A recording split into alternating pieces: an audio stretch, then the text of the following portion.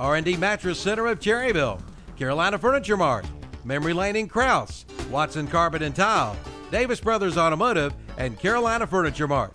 So make your business or office a Boss or Carolina Country listening post today. The Piedmonts will see dry conditions for this weekend. We'll have a few high clouds around. Otherwise, expect a filtered sunshine with temperatures in the mid-50s by the afternoon. Tonight, temperatures fall into the 30s. Expect sunshine to stick around for Sunday. And we are looking at those highs in the mid-50s. I'm meteorologist Peter Sherwood in the Weather Center. Currently at the Big O Country Studios, it's 8. NCN Sports, Roland Mizell. A Russian doping test company denies accusations. Its staff gave athletes advance warning of the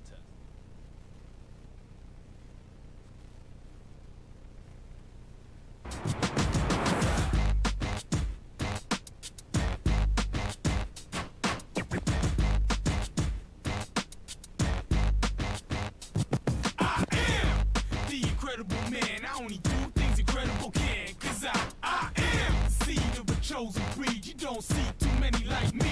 Cause I am one of the reasons you do what you do when you wanna be me instead of you. Cause I am still on beat, showing love to the streets. Come on, you know me, cause that's who I am.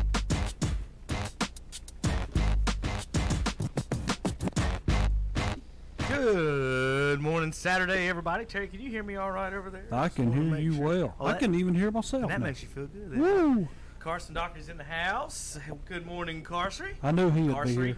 Good grief! I knew he'd be call here. you Hunter. I just put your whole name together in one. That's the Them first. most of them Carolina fans never show up after they got crushed. Carson, is that what Hunter's doing? Yeah. Hey, That's Hunter. him. Banana Man's about to have to go up. If you're gonna watch Saturday, says the man in the NC State shirt. I mean, we just want to remind anyone if they're listening. Well, somebody told me that but I said, okay, I'm wearing my state stuff. Oh, I'm wearing my. That's something to be proud of, Terry. You got a nice baseball team going on right now. Yes, we do. I'll say that. They're rolling. For the time being, until they break your hearts, whenever that'll be. Tar Heels probably do that till the morning. Well, I don't know whether they won last night. I had to check, but they did play Florida State. I know they were 17-0 going into last night, and one of our newspapers has a great article on Wade Wilson in it this morning, and very positive. Terry, I'm just proud you're reading still. Also reading this thing 2019. that's stuck up here too.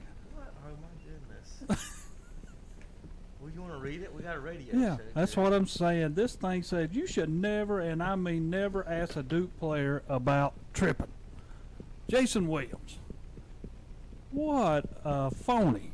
Yeah. Well, we'll get into that a little bit. The sound you heard on the other end of the radio was Carson Dockery, Yeah. resident Duke fan on this, but he doesn't care. He's got a win in his pocket. Yeah. We got all kinds of stuff to talk about. Terry, just hold your horses. We need Oh to man, He's not even the Duke or Carolina fan, and he's ready to go, Carson. So I'm bad. ready to go off on. Terry, we've got all kinds of things to talk about. We've got high school baseball. We've got high school basketball. We've got State won last night. They 18-0. Yes. We've got NFL football to talk about, trades, and all kinds of things going on in that area, like Odell and AB. What's up with the Browns? I was going to ask Banana Man about Adrian Peterson. Cole Beasley and the Cowboys have signed is in Buffalo. Thanks, Cole Beasley. What are the Panthers actually doing? The Ravens are beefing up the running game. Major League Baseball, we've got some Atlanta Braves talk. Speaking of that, Carson's got his Braves hat on. Well, no matter where Hunter's at right now, he does not have his on. We do know that. I'm going to slip in some fun Jose Canseco news, Terry. You ready for that? I'm always, because this man is the man who come out with a book, and everybody said this man was phony, and everything he said was true. All I have for 2 words for you is Bigfoot. That's all I have to say. Yeah, really. Everybody went and bought that book after everything was starting to be pounded. Expeditions. Jose tells a lot, don't he, Terry? Yeah, he did. He told the truth. And all these people said he was lying. All kinds of things going in NBA. We got the Hornets. They're on a road trip right now because of the ACC tournament. We got They beat them Wizards. LeBron and Westbrook and all kinds of things to talk about maybe in some of that. Playoffs winding down. Draft's coming up. Is Zion Williamson going to be the first, second, and third pick in the draft? You know, according to ESPN. What? I told you he wouldn't have his Braves hat on. Braves hat's on the other hand. Look, he walks right in here. Come on, Hunter. God. They, no matter what, at any time. We just mentioned right before you walked in, too, Hunter. Yeah. No matter where Hunter is right now, he does not have a Braves hat on. And you walked right into it. Welcome, everybody. If you watch it on YouTube, the running joke here is that these two Braves fans have never been seen together at the same time wearing a Braves hat, Terry. So we think they got one hat. That's what I'm saying, and they switch it like on midweek Wednesday. They meet together at some place and switch the hat. On delivery day. They do it out there under the shed That's when I'm not watching on delivery day. Ain't that right, Hunter? Good morning, buddy. Hi, how you doing? Hey, good morning. I know it's kind of hard to get up and get in here after a heartbreaking loss. Terry's repping. He's So, wearing a Georgia shirt today, too, Terry. That's probably why he wore it. He couldn't wear that Carolina jersey today. Terry. North Carolina sorry, State won Terry. 16-0. We can't even hold Terry back. He wants to talk about the game 16-0. so bad. I don't know what you're talking about. I'm I saw trying to y'all do get a everything else. 20-point blowout, but We played Virginia. We played the number one team in the ACC. Okay, They y'all, got beat by Duke. y'all, twice. yeah, they y'all got beat by little- Duke twice. y'all little second and third place team played each other. That meant nothing. Y'all think politics jumps around the subjects and the facts. I'm sorry, Terry. Y'all gonna make the tourney? Yes, we will be in the tournament. Y'all should Nah, be I don't banned. want- Y'all should no, be I don't banned. think so. Now, look, let's just go ahead and start there because everybody's fired up about the game last night. And I was wanting to start about something else, Terry. Softball or something. That's Bowling. it. That was the game. And so Terry wants to talk about that. So Because I'm unbiased. Yeah, you okay. we don't know exactly where you're coming from in this argument, other than that you're pulling for state, and they didn't play last night. So Terry, why don't you tell us everything that you think, and then we'll get to the fans of the game. Well, I just think it was a game, and we will. Y'all get y'all's opportunity. Y'all just hold on a minute. But in the game last night, I thought it was everything that everybody wanted it to be. We said if Zion did play, the game was going to be close. Yeah. I thought Carolina would be able to pull it out. I loved last night's game, and here's the reason why. Because in the paint, tons of points were scored. Mm-hmm. It was not just totally, hey, I'm coming down firing a three. Mm-hmm. You know, there was some threes in the game. Yes, there was. But you're talking about block party. That's what they had last night underneath. It was block party who could score the most. Most points scored against Carolina in a long time in the paint of 50 points, you know. And for Zion, you're talking about a guy that's fresh, that missed like 3 weeks, has not played, and you're talking about eager to get back out on the court. He is. Mm-hmm. And then, I mean, the first night that he was out there, the other night, he went 13 for 13, guys, 14 rebounds. You couldn't ask no more out of a guy in some of the dunks. And last night's dunks, I don't know whether these dunks are better than the ones he's had all year long, because there's more up to his step now as he's playing, and it's more about winning something now, and I think that is a big thing that's going on. And then you got the NCAA tournament coming up. Carolina, only thing I hate about this game is right off the bat when I saw the bracketology stuff that come out today, Carolina bumped down to a number 2. Yeah. And, you know, we knew last night, hey, if Duke beats them, that's what what's was going to gonna happen. Yeah. And even if it hadn't happened, and maybe, you know, and then they keep saying, well, if Kentucky loses, Carolina can jump back to a number 1. Hey, that might happen. We don't know. The game's yet to be played. But for Carolina to fall down, because everybody's going to say, well, they beat Duke without, Zion. You know, that's what everybody's going to say. But for me, I loved the game. I loved the way it ended. I think the guy from Carolina who took the last shot, not Johnson, who tried to tip it, but the guard. Kobe White. Wyatt, yeah. I think that was kind of off balance, falling away. That's not his shot. He usually is a shooter from point-blank range, you know, head on. He tried to force it, then he's falling away when he took the last shot. But for me, as a non-Carolina Duke fan, I loved the game. I loved the way it was played.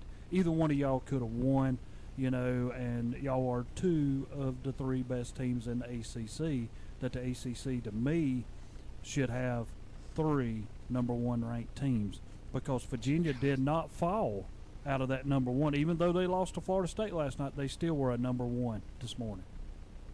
Go ahead. No, go ahead, Carson. I mean, Go ahead, Carson. I wasn't gonna say anything out of the way. I mean, What happened was what I thought should have happened in the first game, to be honest. If Zion was healthy, and that was Luke May. I mean, yeah, he had a double-double. He had 14 rebounds, or had 13 or 14 rebounds, but he had 13 or 14 Sure did. points. I mean, that's what Zion's gonna do. He's gonna lock him down on the post. And if you're gonna let anybody score, if you're Duke, you gotta let Cam Johnson be the one who scored. I don't think Carolina can beat Duke when their leading scorer is Cam Johnson, because that means that you're almost playing right into the hands of Duke at that point, because Cam Johnson's either going to be guarded by probably R.J. Barrett, or he'll be switched on to Zion, and those are your two best defenders if you're Duke. I think it was a stat in the last 6 games where both teams are ranked, and it's a 1-point game between Duke and Carolina. Duke is 6-0. So I mean it's one of those things where that was surprising to me, because I feel like in all these close games between Duke and Carolina, it's been Carolina forever. But Duke now, they're 1-0 against Carolina when they have their full team, when they actually have the team that they want are supposed to have on the floor. They're 1-0. They're 2-0 against Virginia. One of those wins is without Zion. I think, especially right now, it's obviously lining up where it's going to be Duke and Virginia in the championship game. I think Duke just has way too much for Virginia, and I don't think ACC has 3 number 1 seeds. No, they got did. beat. Did they? Yeah, Good. Florida Oh, State yeah, well, beat yeah, them. Pretty good. Don't just say, yeah. No, yeah. Duke Oh, yeah. only beat Florida State because of a buzzer beater this year. Let's Yeah, not no, forget I that. know. Yeah, Yeah. that was at Florida. And but Florida that State was is at Florida athletic. State. That was and at Zion Florida. was playing. Yeah. Well, that was and that's the thing though in that game. You know who hit the buzzer beater? Cam Reddish, and Cam Reddish is the guy who's been like the forgotten top recruit He this didn't year. play good last night. I'm going to tell you he didn't something need about to. that whole game, too, and all I ever hear is the greatest play drawn up. No, it was not the greatest play drawn up. If somebody from Florida State didn't go out to get him. I mean, come on. Somebody, that's your man. Yeah. Well, I mean, they said in the huddle right before that play, Kay said exactly what was going to happen. He said, we're going to ball fake to Barrett. 2 guys are going to follow him. Cam's going to be open on the wing, and that's exactly what happened. So, I mean, yeah, Florida State's athletic and they've got size, but if you're not disciplined against a K coach team, it doesn't really matter, because K's going to be able to find weaknesses in your game, and he's going to be able to communicate that to his guys. I think, obviously, yeah, you can't deny the fact that it's not Virginia, it's Florida State. That makes the road to the championships significantly easier for Duke. Like, it just does. I think I don't think ACC championship. Yeah, maybe. ACC. I was about to say I'm not just going to hand them the tournament. No. I'm not gonna say that it's just 100% guaranteed. But I mean, if you had to pick, if you are a Duke fan, or if you're somebody in the Duke, if I was a betting man, of course. Yeah, that's what I'm saying. It's something that Duke should win against Florida State. But Florida State, I mean, Leonard Hamilton's a really good coach. Leonard Hamilton has preached defense since he's been at Florida State. Yeah. They play hard-nosed defense, and this is one of the few years where they can actually back it up on the offensive side as well. Yeah, and I mean, it's one of those things where What time is that game today? I'm not sure off the top of my head. Well, I think I know it's it's tonight. I was going to yeah. say it's probably It's- one of the it'll be late late. nights. 7:30. 7:30 on There you go. KTC Broadcasting. There you go. I don't know. If I'm Duke, I think I almost want to lean into Zion and RJ and just let them run, because that's you just need to get. I mean, obviously Zion's playing really good, like you said, Terry, and he seems really fresh. But you still got to get back into a little bit of a flow. He's obviously been around during practice and stuff. He's been practicing before he came back. But if Duke can get comfortable and find a role like they were on earlier in the year, I mean, they're a top 3 team. Back in a period. flow. Yeah. Come on, Carson. The guy scored 29 in one and 31 in the next one. Yeah, exactly. He scored 60 in 2 games, and you Yeah. want him to get back in a flow. I'm talking about the team as a whole. I was about Terry. to say, well, Like you said, Cam Reddish didn't have a good night. If Cam Reddish can just have a decent night, if Trey Jones can shoot 50% from the floor in a game, Trey Jones is not going to shoot 50% from No. the floor. that's what I'm saying. I think, to me, and this, but I'll be honest, see- Trey Jones is overrated. He's a good defensive player, but his brother was better. Tyus was offensively. and could play both sides of the ball. Trey's a better defender though. Trey is I think significantly a better defender than Tyus, because Tyus, I mean they're about Zion's the same. getting more steals than Trey. he is. Yeah. Well, yeah, because it's big men don't have handles like guards, Terry. I mean Zion's just different. I mean he can do just about whatever he wants to on a basketball floor. If he gets if he picks up a 3-point shot, it's what do you do with Zion at that point? Yeah, he had 2 out of 3 last night. Yeah, and I mean, it's not that he's a bad shooter. Right now, he just has more of a set shot.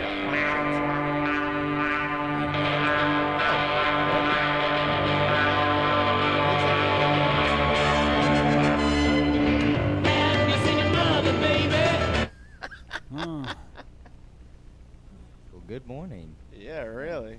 I mean, is that some sort of Zion thing? That was WHS deciding they wanted to come on our station. Oh. Hey, Shelby folks.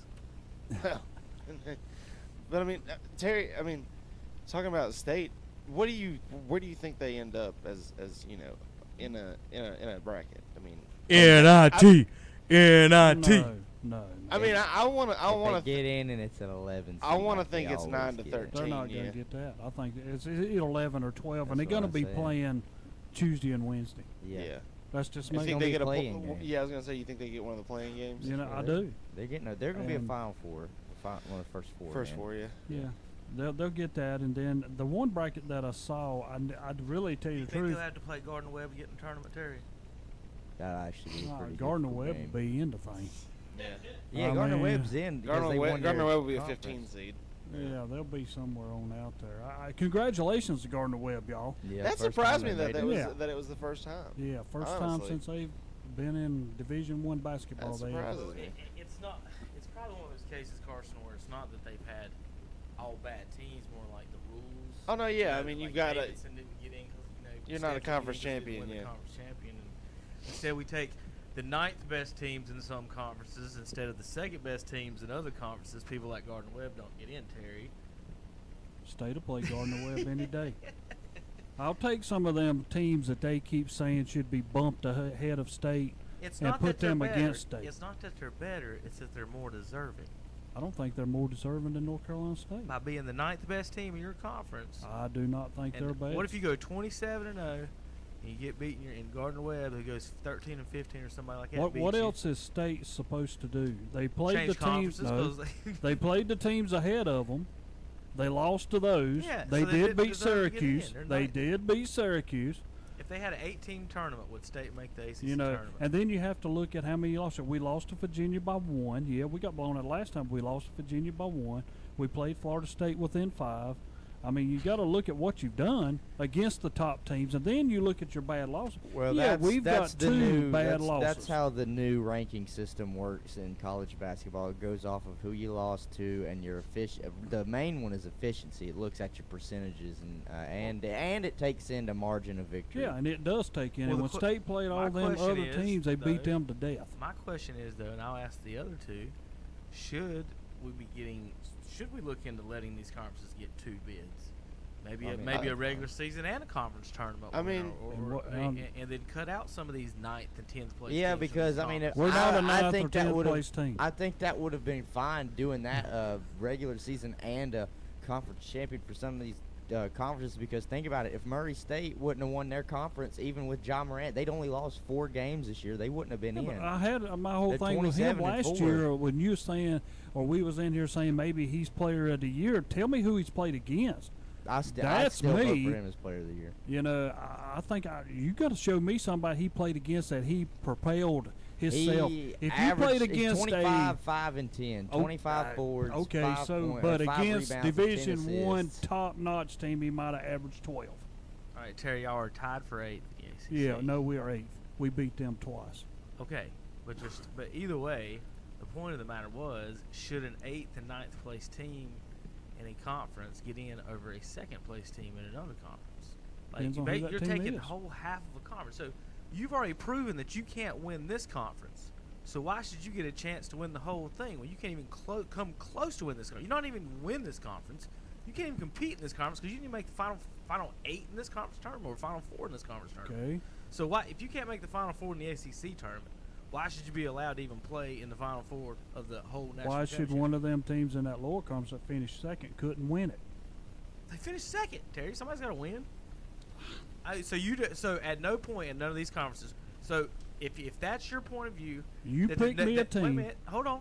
If that's your point of view that no second place teams in any of these lower conferences should get in, does that mean are there any of the teams that won the conferences, should they get in at all, or should it just be all RPI and no automatic bids in? Because if you're saying no two should get in, then you're going all RPI on that then. Do you think they shouldn't even let people like Gardner-Webb in then? Should you be letting Boston College because you know Gardner-Webb couldn't beat them? Is that what you should be doing? No. I think So if where's you the line finish, then? So where's your line? if you finished 500 or above in the ACC, I think it's automatic that you get in. Because you're playing Tier 1 teams every day. You don't have to go play, well, I ain't naming names, but other teams that are not Tier 1 teams. Okay, with that said, Duke's first 12 games and North Carolina's first 12 games are against teams that Davidson plays. Not really. I mean, Half the schedule Kentucky, is teams. I didn't. I said most of 12 games. But almost half of Duke and North Carolina's schedule is against those teams. all right, name me some of them other teams that you want to put like finish second. I want to Davidson. know that. Well, who's the Division 1 teams they played that were propelled? Does Davidson deserve to get in more than the NC State Wolfpack? That's the question. 24-8, or the Wolfpack at what are they? What's their total 22 and record? 11. 22 and 11. Yeah. So what do you think? Wolfpack or Davidson? Let me know who Davidson played. That's not what I'm asking. That's not what I'm asking. I'm not asking who's better. I'm all about the new ranking who's system more where it deserving. comes down to, strength of schedule, and it comes down to who you played, efficiency, and who you won, and how you lost. That's just how I am. If you didn't beat anybody that, is really, I don't want to say big name, but, that have been in at least the top, I'm not going to say just top 25, maybe at least the top 40 teams in America, then okay. You got to have key wins. How do you They beat determine? Syracuse. But here's the biggest question: in football, we can't They determine beat who Auburn. the 5th and 6th best teams are. So we're going to sit here and tell me that you can tell me. I know They for a beat Penn fact State. that they're the 40th best team and they're the 65th best team. Who else Gardner-Webb beat this year? Gardner-Webb, the only They two- won their conference. They beat Virginia That's Tech. fine. No, They they beat Wake automatically Forest get and in. Georgia Tech. Those are the only two names I know of that are big Power 5 conference teams that I know of that they beat. It was Wake Forest and Georgia Tech. And Wake Forest, I believe, finished last this year in ACC. Did State beat Wake Forest? Yeah. Well, they got same win, same teams. I mean, So I'm just. So you don't think Gardner-Webb should be in at all then? no, That's they the- won their conference. No, if they win your conference, get in. Okay, here's the question then. If Gardner-Webb went 1-27 and won their conference tournament, they deserve to get in, but the team that goes 27-1 doesn't under y'all's system. Is that cool with y'all? That's what I'm Hey, If that's they what, won their conference, that's why it's okay. there. So That's whatever your opportunity. whatever ridiculous thing it is, y'all just gonna agree with that. Y'all don't care about any of the other. I any of the want other to be factors. able to talk about what I thought about the game last night. I didn't say anything. Okay, I was so quiet, though. so I'm just saying that it's better. I mean, y'all think it's better for State to play a play-in game and the 8th best team in the ACC Well, than no, Davidson to get I'll in. be honest. I to think get in the tournament. I think the playoff game's stupid, anyways. I believe the playoff game's stupid anyway for this reason. That's And one extra game no, for somebody. Here's your reason. You're going to have Belmont playing Cal State Fullerton. Okay, what is that? And then you're going to have State playing Ohio State. Why don't State play Belmont or Cal State Fullerton and Ohio State play the other one? And not to You mention shouldn't have the two and the best play-in in top game is gonna be conferences played playing somewhere two other that's guys not that regional. didn't make top conference. Just to me, it's like why are you going just because you can't decide which one of these 4 teams should be that seed? Why should they have to play an extra game compared to everybody else in the tournament? I don't understand that. Why? Just like since we're talking about Who State, should be why- playing the play-in game? Should automatically No, be there allowed should to be play no the play-in game. You Well, should I just know that. decide. That's my big point. I think it should be a 32-team tournament. Yeah, I don't care. This Just 64, 68 is just ridiculous. 68 don't I just make 64. I don't care. If you cannot decide between these two teams and flip a coin, I'm sorry. Just flip a coin. If they're this close to where it's just heads or tails, sorry, buddy, you See, didn't that's get like in. the other Go night win when the NIT. When State played Clemson, that's the first thing people said. This is your play-in game. Whoever wins here's in. Yeah, because that was it. It was either going to be last 4 in and then first 4 out, and that flip-flopped. Now Clemson is a part of the first 4 out, and NC State's part of the last 4 in. That's just what that's to me. I just hate the play-in game because, like I said, it's unfair to those teams that just because a committee can't decide on which one of them should be the 11 seed and which one of them should be the 16 seed that might probably just show up just to say, hey, we've been here, because they're going to get beat probably by a first number 1 seed. Very rarely do we have another Virginia like we did last year. That's not gonna happen. That's what I'm saying. It ain't going to happen. Let me ask you this. You got these teams, and just like I said a minute ago, when you'd have like State playing, I'm just throwing teams out there, but this one I'm going to use like I used a minute ago. If you got State playing Ohio State, and then you got Belmont playing Cal State Fullerton, and then the winner of this State Ohio State has to be matched up with like a Maryland who's got a high seed, do you think that's right for Maryland? No, that's not right. You should have State playing one of them other teams and Ohio State playing one, and then if they win, then they play them. Because what about this game over here that's got these 2 teams playing, and the winner of that plays Gonzaga? Can State win the tournament too? Gonzaga would be like, heck yeah, buddy. Well, Can there's a State win the lot. tournament? There's a lot of teams. Gardner-Webb can't say they can win the Let's tournament. say, Kev, you know good and well, March Madness, anybody can win a tournament. It's one game at a time. Anybody can win this tournament. Butler's It's become one the game at a closest. time. Butler's been there 2 years in a row. You can't compare Butler to Gardner-Webb. Well, I'm just saying, but No, it's the same you thing just said saying. can State win? I'm not a That State is my fan, question but right now. anybody can win this Was Butler tournament. the play-in? What were they ranked when they made the championship game? Let's not be silly here. Weren't they like a 2 or 4 seed? Or No. something like that? One of them they were a 9 seed. No, one of them they were a 9, and another one I'm pretty sure they were like an 8, 7 or 8. It wasn't a They've never been 15 high or seed. 16. I mean, what is State going to be? Well, what was Loyola Chicago or whatever that team was? Chicago that made the But deep run I last agree year. with y'all. Y'all Yeah, are all making my point that the number 2 teams in these little conferences should be in instead of the 9th place teams. I totally agree with that. Don't you, Terry? Yeah, the 9th place team. That's below us. It's so silly. There you We're go. going to argue the 65th and 68th the best team. Well, I thought why last don't night's NC game. State just go to one of these conferences, and then they can win it every year, and we won't have to have this argument. If you, Because you can't never win the Kevin, ACC. if you're thinking like that, that would say the 1983 team of State should have never been there. That was 30-some years ago, Terry. I mean, I'm talking about right now. And Villanova, they was the number 8 seed. State was like a 6 seed, Terry. They weren't a 12 or 15. Villanova was an 8 seed, and they won it. I'm not. Were they the 8th seed in the Big East? That's what You we're guys arguing just about want to here. start having bowl games for basketball games and then just have a Well, Final that's what Four. this is, letting State in the tournament. That's all it is. This is their ball game. Look, you guys can get in. They get $1 million. The coach gets it on his resume, and it said, "Who would use the money No, better?" Stony this Brook or this NC is State? far different than a bowl game to me. This tournament's Coaches far get different. bonuses. They get postseason Okay, bonuses. the coaches get Would- bonuses, wouldn't but it be here's better the, for but here's Stony the thing. Davidson's coach Okay, than you're than giving a State's 12. coach? You mean to tell me there's never been a And 12 State's known upset cheaters? somebody? There's never been a 12 upset That's what I somebody. want, There's Hunter. never been a 14 seed upset buddy. That's what I want. I want those Then 12s then to be the NC Stony Brook. State getting in as an 11 seed is dangerous. That's not good. That's not good for the sport. If that thing is drawn up, and I'm going to tell you this, and I'll sit here right now and tell you this.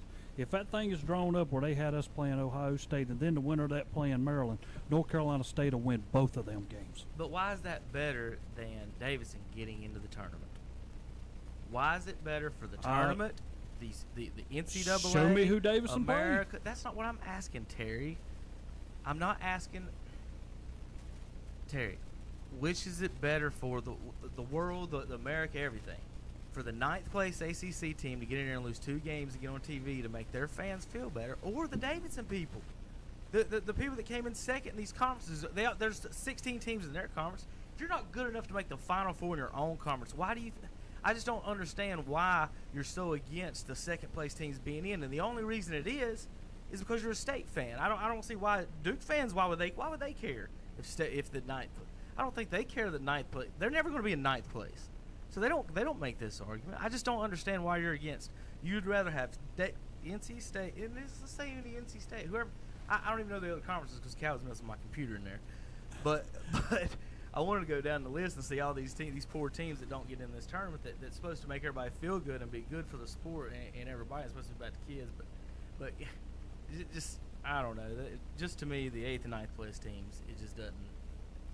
To me, that don't do anything. Can I give my take now?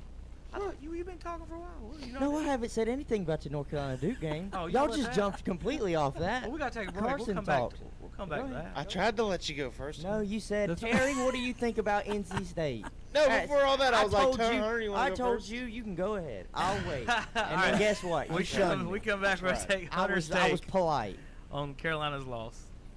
It's a triple header of savings at Renato Auto Mall in Shelby. Save 3 big ways on 3 of your favorites. Right now, buy a brand new Kia for as low as $14,998.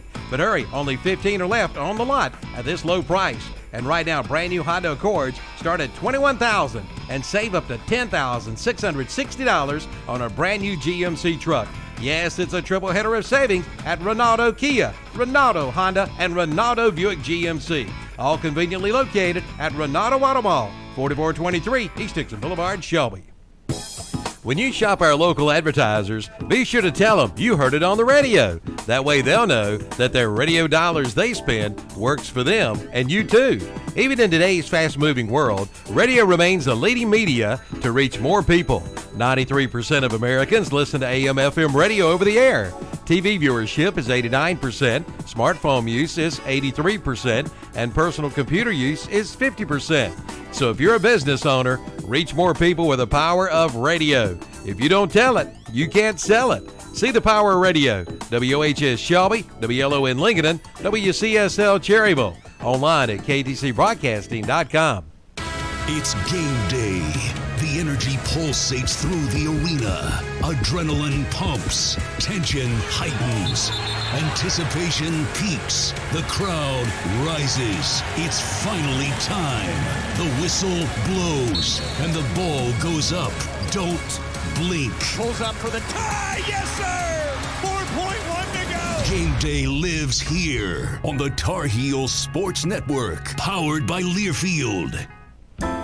There's no one like you. And Pandora Jewelry is opening up all kinds of possibilities to show that to the world with the new open bangle. Beautifully crafted from sterling silver with new interchangeable end caps. You can mix, match, and even have the freedom to customize like never before. Shop the new open bangle from Pandora Jewelry now and do see the wonderful Pandora Jewelry. Available at Facet Foundry Jewelry Studios, 530 South New Hope Road, Gastonia. Online at FacetFoundryJewelry.com. Unless the Lord builds a house, its builders labor over it in vain. This is from Psalms 127, and this verse is what Key Builders in Lincolnton is built on. Key Builders in Lincolnton is large enough to do what the big boys do, but small enough to be personal.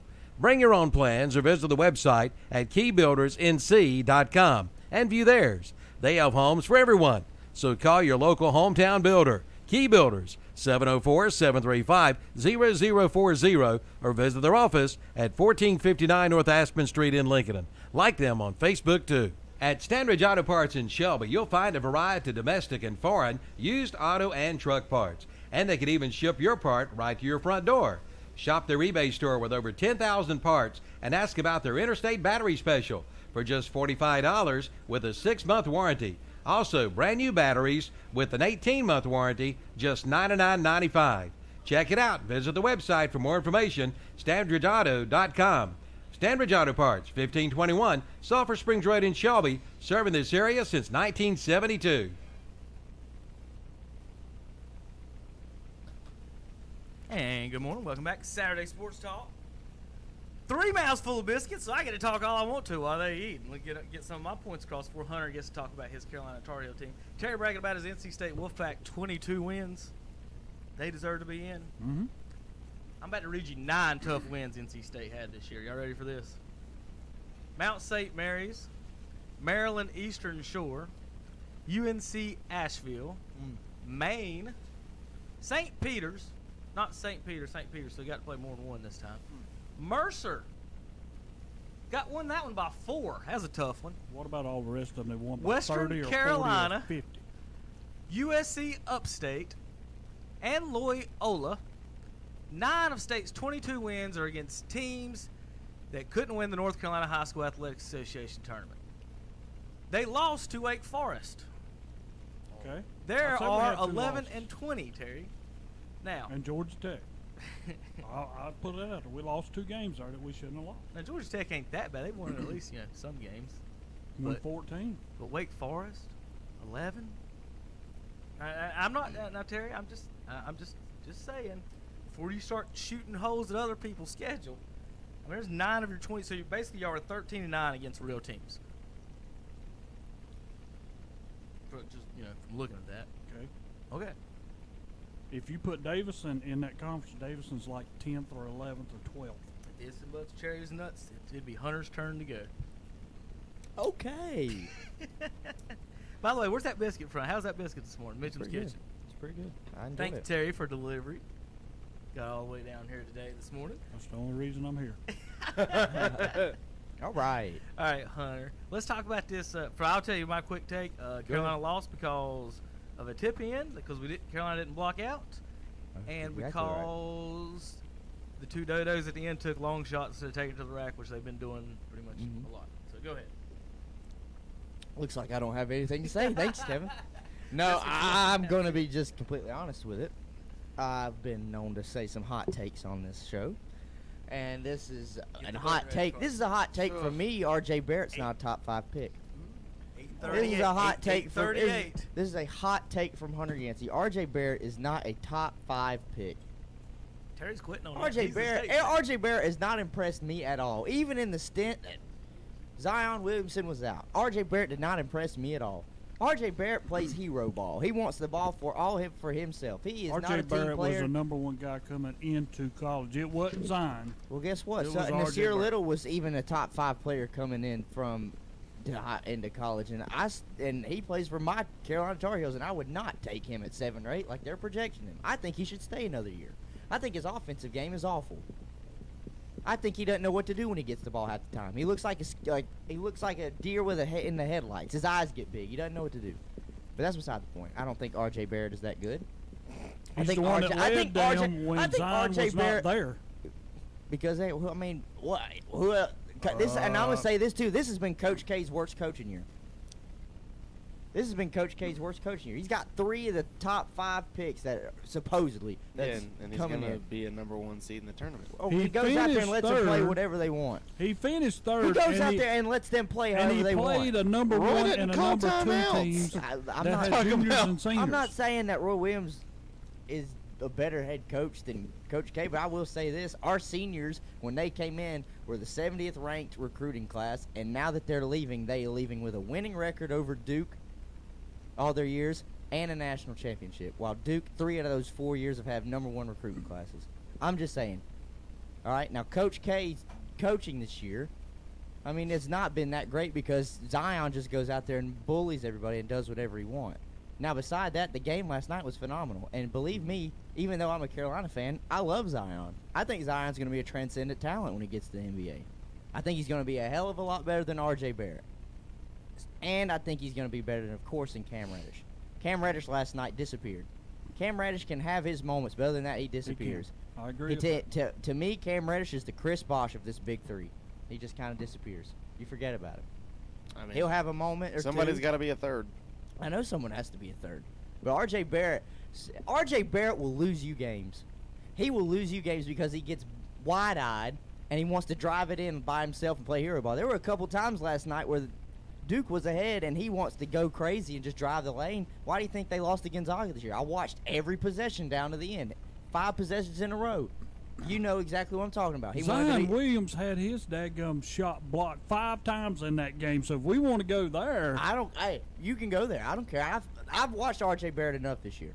I've watched him enough. He's not a top Barrett 5 can take over a game. And there's a reason. And think about it, Terry. You want to say, oh, well, why is John Morant supposed to be the 2nd pick right now? I'd never take him. Well, obviously the scouts are watching the same thing I'm watching. He came in supposed to be the number 1 overall pick, and then he slid back because Zion obviously showed how much of a transcendent talent he is. And even then, I can't, man. I am not sold on R.J. Barrett. I never was. I always said I'd take Zion because I think Zion's ceiling is way higher than R.J.'s. Way higher than R.J.'s. I think R.J.'s almost at his ceiling. To be honest, he's a scorer. That's all he'll ever be is a scorer. He's not the prototypical team player. He's not going to go out there and get you 10 assists. He might get you close to 10 boards. R.J. Barrett is more of a Kobe Bryant type of player. Zion Williams is more of a what player? When he going to go against guys that are LeBron or Magic Johnson. Physically able to compete with him underneath every game. He's not going to bully nobody in the NBA. I haven't watched him that. His handles that type of good. Who? He's talking about LeBron type handles. We talk. Zion's no, got no. pretty I'm thinking dang good more, handles. I'm thinking he looks like. I think he's a shorter Blake Griffin. Am I in the right? I to think me, he's better than Blake. I He's think- a little bit taller than Barkley. See, everybody's got to be careful the one thing I want everybody to remember when you compare someone to Barkley, he averaged 13 boards a game in the NBA. It's not that he could dunk and jump. It's there's a want to that too. He was Dennis Rodman plus Larry Bird, without the threes, but he could do everything. But he was so. Yes, he athletically, dunking wise, he does remind me of Barkley that way, but he is a little taller. They keep saying every time it comes out, he keeps getting shorter. He started at 6'9", now he's down to 6'7". I'm wondering where he comes in the NBA. I'm talking about when he first started talking about in high school. If you compare he's him, like LeBron size. I kept hearing that. If you compare him to Blake Griffin, I'll agree with that. Is that a Blake? I mean, I don't know. I'll Better agree than with Blake that. Griffin. But here's my deal with that. He'll never be Player of the Year in the NBA. Blake Griffin will never be Player of the Year because he's not good enough without people Who around won't him. be Player of the Year in the NBA? Zion? That's Yes. a lie. I'm telling That's you. a lie.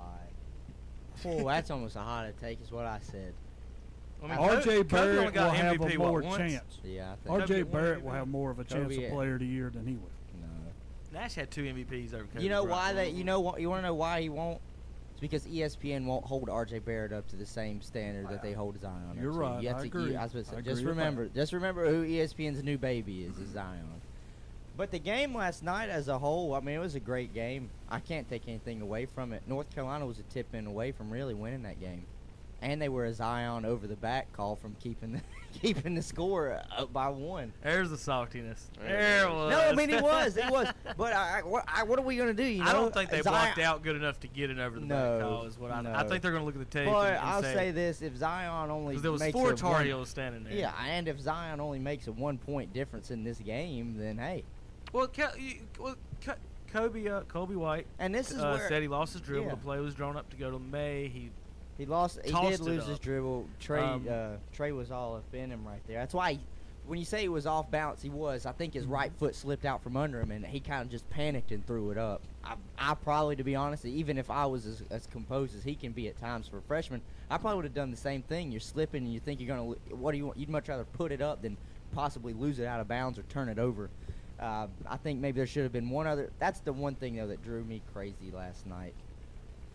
Terry, there were a lot of in the paint points. I agree with you, and it was very physical in the paint. But North Carolina, this is the first year North Carolina has realized they got jump shooters. They got some shooters on the wing. If it's Cam Johnson or Kenny Williams or it's Kobe White, they've got some shooters. But there are some moments in games where I've watched Carolina this year where they get a little bit happy out there on the three-point line, and that's all they want to do for maybe 4 or 5 straight positions. And what has North Carolina ball been for years? You get it down low to your big men and you dominate the paint. Well, there were some moments in that game last night, especially towards the end of the first half, where North Carolina went cold for almost 3 to 4 minutes, and all they wanted to do was settle for jump shots. You can't do that. You can't settle for jump shots. This might be one of your better jump shooting teams, but you can't do that. You can't get away from the game. And the reason why I don't like it either is because Luke May can shoot threes too. Now, I have my thoughts about Luke May, but this has nothing against him. He can shoot threes too, but I hate when teams use their big men to shoot three because guess what? Nobody's down there to get the rebound if they miss. And North Carolina always beats people on the offensive boards and in the paint. But now they rely too much on jump shots. Now I'm going to say this. Duke and North Carolina both have got chances to win the national championship this year. They're both that good. North Carolina, if they play like it, can beat anybody in the country. How many teams can win it? 8, 10, 2, 4? I'd have to see. I'd say 8. Carson, I'd go 8. I don't even remember who the top 8 is right now, to be honest. I only know 3. Let's start you about that 65th place. I only know 3. North Carolina, Duke, and Virginia, I don't even and put Virginia Gonzaga. in it. But I'll tell you I don't that even 4. put Virginia in. Should they be banned from the 1 seed? Kentucky. No, I'm not going to say that because, I mean, every year is a different No. players, different I'm not talking things. about banned forever. I'm talking about banned until those players are gone. Well, We come up, we ban them players all the but time for selling shoes and other stupid stuff. we'd be banning all their freshmen coming in then. But they this get is 3 years of not being a 1 seed. What's it matter? You're 2. What if that guy was a Take the 2. sophomores and then they Congratulations, you're still a 2 seed. and this Speaking just of goes Israel. back to last night's game. Zion came back, and he was a slight difference maker. But at the end of the day, it was still only a 1-point lead. I think if North Carolina and Duke played again, North Carolina could beat them even with Zion on the court. I think they'd go back and forth. Yeah, that's what I was gonna say. They'd go back and forth because you got to remember they were prepared for him in the first game, and he got hurt within the first 30 seconds. So they had to just You're and they right. played both times without him. So now they saw what he can do. Roy Williams, he might not be as good a coach as Coach K, but he's still a Hall of Fame coach. He'll make the adjustments he needs to work with Zion. We can't help that Zion at the end of the day though is still. He's a specimen. He's just a specimen. I don't think you're right. I think you're right about they settle for a lot of outside shots that they normally don't because that's not their offense. And at the end, I was watching a lot because if their offense is getting good. There was a lot of near the end of the game, they were doing a lot of looking at Roy instead of going. There's a lot of times you just look and at you her can see Roy, and he's winding like, his "Look, arm. you got to keep moving." That's on account of you got a freshman at guard. Point guard. Yeah. If it was next year, I'm not saying they had won it. You got to hit your shots at the end. Oh yeah. Real quick, we got to move on. We got to take another break. Absolutely. But I do got one more point on NC State, Terry. 2 of your wins, UNC Asheville and UNC Upstate, they're in Gardner-Webb's conference. Yeah, big so. And UNC Asheville's made the tournament a couple times. And with that said, those are the 2 worst teams in the conference. Who did State play? You played the 2 worst teams in Gardner-Webb's conference, and that counts on your wins. Should those even count then? If Gardner-Webb's wins don't count against that conference, why does State's wins count against that conference? No good. He's got a biscuit full. I just want to get Tell me who they played. I just told you. They played the same teams y'all did. I ain't got nothing wrong with Gardner-Webb. They're in the tournament. They won their but conference tournament. last night's game was fantastic. Can we not all agree? That's It what was. Duke, North Carolina basketball is. I want to tell you something else about that game. Yeah. For all Carolina fans, this is how I look at the game. Without Zion, you beat them by what, 16 the first time? It was a combined 25. Okay, and then the next time you beat them again by almost 10 points or more. It was by 9. But with Zion in there, he has to score 31, and you win 11, by 1. And they win by 1. I agree. That was my point last night on Twitter. One of my buddies didn't quite understand. He's like, you can't tell me Zion didn't make that big of a difference. To me, what it was Zion coming back. I knew RJ Barrett and Cam Reddish were going to lose their shots. I mean, not like they couldn't score, but they weren't going to score the numbers that they were. So he's going to take away some of the points that they were scoring, and it was just going to even out. Now, of course, he didn't have the perfect night he had the night before. Now, Carson, a minute ago, he said, what would Gardner-Webb do if they played against the ACC, right? NC State was 9-9 this year. That's 500 by my math, right? What was Gardner-Webb's record against the ACC this year? 2-0. 2-1. Who was the one they played? Because the only ones they got beat by one of them. Hold on, as soon as you asked that, my finger hit the button. Because I don't. So Gardner-Webb's got a better record in the ACC this year than State does. I didn't. Because the only people I saw that they beat was Wake Forest. I just and told Georgia you State. they played the ACC, and y'all played the worst teams in their conference. And they decided to play the ACC and went 2-1 in the ACC. Well, they played 2 of the worst. They play like Clemson. The 2 wins. The 2 wins were against Georgia Tech and Wake Forest. All I know is probably the bottom 2 teams that they have beat. They beat Georgia Tech. Terry, didn't NC State lose to Georgia Tech? Didn't NC State lose to Wake Forest? Yeah. Gardner-Webb beat both of them? Who they lose to? I do want to know who the one ACC team they lost to. Who did Gardner's? Y'all lost to the same ACC teams that Gardner-Webb beat, Terry. And you can tell me that. Well, who was the other ACC team they played? I'm trying to find it here. Let me find it. Let's see. Was it Clemson or was it a North Carolina? Lost Virginia Tech. Okay. Virginia Tech's not bad. They're going to make the tournament. Virginia Tech's going to make the tournament. Oh, yeah, they're in. Now, I'm not going to lie. ACC's going to have at least 7 or 8 teams get in the tournament. Virginia Tech is 5th in the ACC. All right, we'll be back in just a few minutes. KTCBroadcasting.com. It's a triple header of savings at Renato Auto Mall in Shelby. Save 3 big ways on 3 of your favorites. Right now, buy a brand new Kia for as low as $14,998. But hurry, only 15 are left on the lot at this low price. And right now, brand new Honda Accords start at $21,000 and save up to $10,660 on a brand new GMC truck. Yes, it's a triple header of savings at Ronaldo Kia, Ronaldo Honda, and Ronaldo Buick GMC. All conveniently located at Ronaldo Auto Mall, 4423 East Dixon Boulevard, Shelby. Make your business or office a Boss or Carolina Country listener post.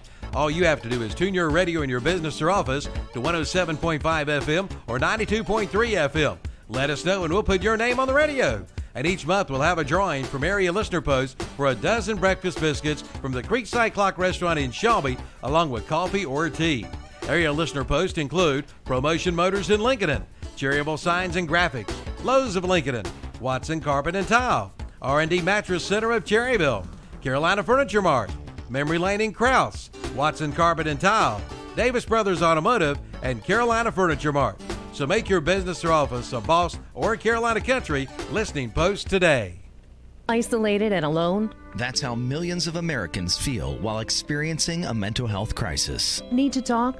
Our providers love to listen. Call us now at 1-888-235-HOPE. That's 1-888-235-4673. Partners, improving lives and strengthening communities in North Carolina. 1-888-235-HOPE. 235-4673. The Captain's Cap Family Fish House wants your vote. That's right, they want your vote for the Gaston County's Best of the Best Fish Camp. You can vote March 22nd through April 5th by going to GastonGazette.com/contest. Just vote for the Captain's Cap as Gaston County's Best Fish Camp. Your vote will be greatly appreciated. And be sure to come by and find out why they are the best. Visit the nearest Captain's Cap location on Linwood Road in Gastonia, on Park Street in Belmont, and on Highway 16 in Denver. That's the Captain's Cap Family Fish House. At Standridge Auto Parts in Shelby, you'll find a variety of domestic and foreign used auto and truck parts. And they can even ship your part right to your front door.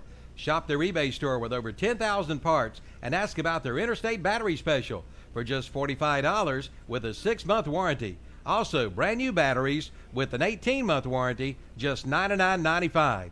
Check it out. Visit the website for more information, StandridgeAuto.com.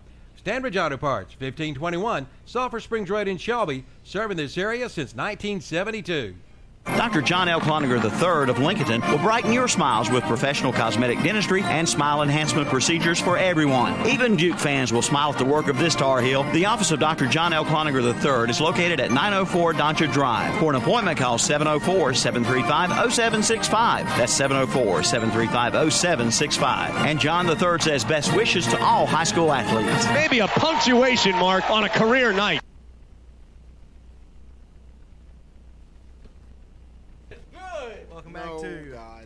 Welcome back to Saturday Morning Sports Talk. It's time to we're not gonna end the show with the NFL because we've got a lot of stuff to get to. So we're gonna hit some news and notes here. Prep basketball and baseball real quick before our next break. The state championships are today. We just missed out on it. East Lincoln lost last Saturday to Forest Hills up in Hickory. As soon as Hunter comes back, he's gonna tell us a little bit more about that. That's where I was going with that. I'm gonna go ahead and we got some baseball schedules coming up this week. Tuesday, we started last week, and then we're going to get into our prep scoreboard shows as well. Talk about a little bit about that. We're a little busy now with the NCAA and SEC tournaments, so we may move that around as well. 19th of Tuesday, Cherryville versus Piedmont Patriots. We'll have that on KTC. North Lincoln and East Lincoln will be on WLON, and of course Kings Mountain and Burns Bulldogs. We're going to have on that. Hunter, you were at the game Saturday. I was listening intently. East Lincoln, Forest Hills. You saw the Forest Hills Shelby game, so you might be the most informed person on this subject. Talk about this. So tell us a little bit about what we thought, how we thought the game was going to happen and how it did unfold there up in Hickory. Well, I think, we said Forest Hills plays hard-nosed defense, and it carried over. The referee still let them, hand check a little bit, not a lot. Towards the end of the game, they started to tighten it up a little bit. For East Lincoln, though, Sidney Dollar did not impress me at all. And me and Tim talked about it, and Ken when it was over, and Ken agreed with me. He played lackadaisical for this to be, a semifinal game with a chance to get to the championship. He did not. There was no killer instinct in him to go out there and try and dominate the game and be the best player on the court, if you know what I'm saying. It wasn't until maybe the final minute when he started to ramp it up and try and attack the basket and try and get to the line. So him being one of the focal points and stars for this team, it's very disappointing, especially if you're an East Lincoln fan and you don't want to be, jaded, just to sit back and see that he really didn't. He didn't hardly try, it looked like. And it's not like Forest Hills took him out of the game. They didn't take him out of the game. He would still get the ball. Just it was another one of those things like Forest Hills did to Shelby. He got frustrated. They played great defense on him. The one that had the best day, of course, for East Lincoln was Kuthon. He had another 20-something points. It was 34-9. 30 points. 34-9. He was the most dominant kid on the court. Yeah, for both teams. Both teams, he was the most dominant player on the court. We said this as well after we watched the Shelby game. As hard as noses they played on the perimeter, Forest Hills did. They took Bean completely out of the ball game. Bean could not hit a three-point shot to save his life. He did a little bit, putting the ball on the floor, a little bit from the foul line. He ended up fouling out, though. Just as a whole, East Lincoln, there were times where East Lincoln would get it close, and then all of a sudden Forest Hills would go on a run. And East Lincoln would fight back and get it close, and Forest Hills would just go on a run. And to be honest, it was a good game. It was a very good game. Just when you go there, and the name you're thinking of is Sidney Dollar, and I'm not harping on the kid. I'm just saying you could have done more. Especially, you're the senior, you're the leader, you're the one that people are like, man, this kid's getting ready to go play college basketball. He's such an athlete. He's great around the rim. He didn't hardly attack at all until, it was almost too late. Now, Forest Hills played very good. They get stagnant at times. Forest Hills gets stagnant on offense sometimes. I wish I knew who they were playing. I wish I've seen who they were playing, because they're not a team, Terry, where you look at them and say, Beeline didn't have a good game at all. You're not going to look at them and say they're definitely going to win. No, they're definitely going to win the championship. No. But they've beat the teams that they've had to face. I thought matchup-wise, up against East Lincoln was kind of the same type of style. I just thought they were a little bit better at most of the positions. You look at a matchup on the court-wise. I thought Shelby had the best chance to knock them off. They just shot terrible in that first quarter, first half. 1 of 9 from 3. And that put them exactly down, and they were 5 of 9. That put them exactly down 12 and 13 points there at halftime. So they never overcame that. I thought Shelby had the best chance to run them off. But I don't think Shelby's got the basketball players that Forest Hill does. So I think a deep team with a good lineup can beat them. Yeah, and should beat them probably, because they're not that deep, but they've got a good starting lineup. Their starting lineup is good. And Ken was talking about they ran the small kid, and I can't remember his name. He said he thought they were guarding him man on Sidney. Sidney ended up with 14 points. They were guarding man up, but I want to talk to you about it, because if you remember correctly, down in, when they was playing Shelby, they were running a 1-3-1. With the small kid running the baseline. I mentioned multiple times that he's running the baseline. Were they running that 1-3-1? They ran more of a man. They did run more of a man because that small. They ran that small 1-3-1. I wish I could remember the Forest Hills kids' names. But their small point guard, I'm gonna tell you something. Scrappy. He's scrappy. He's about 5'5", $115. Yeah, that's exactly right. I mean, fast. If Sidney wanted to, he could flick him with his middle finger and it would have knocked him back. But he was so fast. He kept with Sidney everywhere. He was in front of him the whole time. And I think that really annoyed Sidney. To me, and I just keep going. I really was disappointed in how he played. Now, we talked about it. I knew they could shut Bean down. Bean's game is very limited. He's a spot-up shooter, passing catch and shoot. He did a little bit on the baseline, but that's just off of a nice cut to the basket and someone fed him the ball. So they shut him down completely. And what are you gonna do with Kuthan? What is it, Kutan? Am I saying it's Kuthan? Kuthan. Yeah, okay, yeah. so I'm saying right. Kuthan.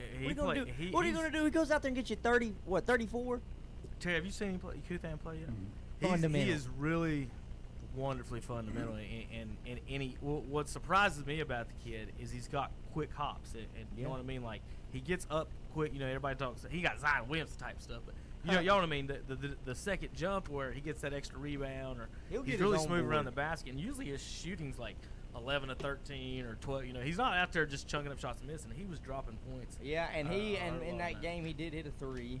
He can shoot from outside, but they don't want him to shoot from outside. He's 6'6". They want him down low in the paint, and if you've seen his father, he can only grow from here. Ain't he a junior? Yeah, he'll be back next year. Yeah, he'll be back next year. Dollar's gone and Bean's gone, and but Kuthan will be back, and he could be your player of the year next year in the conference. What do you? I believe he will. Yeah, I mean, if that's because, think about it, they're losing 2 main scorers in Dollar and Bean for them, and this is their 2 of their 3 top scorers. 2 of their 3 top scorers are going to they're moving on. That just means that he's going to have to shoulder more of the offense. I think he can do it because he might shoot 75% from the floor. Yep. Did y'all see this? I got my little fun note here before we move on to our next break and everything. Don't forget baseball coming up this week. Like I said, Kings Mountain and Burns, WHS, and the following game, Crest and Kings Mountain, then East Gaston and Shelby. Over on WLON, our next few games, we've got North Lincoln at East Lincoln, Maine at East Lincoln, and West Lincoln at North Lincoln. East Lincoln game will be really good. There's a lot of East and North Lincolns in all that I just said. Let's see. And then over on Cherryville, we've got Cherryville and Piedmont, Highland Tech and Cherryville, and Thomas Jefferson at Cherryville coming up. Terry, did you look at this? Yeah, I looked at that. Did you notice what I noticed? Yes, I noticed. Have y'all seen this? All right, so it's the North Carolina Coaches Association, Terry. Coaches Association Carolina Classic All-Star Basketball Tournament. Men's and women's teams, North Carolina versus South Carolina. Oh, you're probably looking at who wasn't invited. No. This is the North and South Carolina men's and women's roster. I'm going to hand y'all the sheet, and my comment is going to be, and y'all don't say anything while you're listening to me. The South Carolina girls are going to have a tough time dealing with the North Carolina girls because they're going to have to deal with East Lincoln's Sydney Dollar.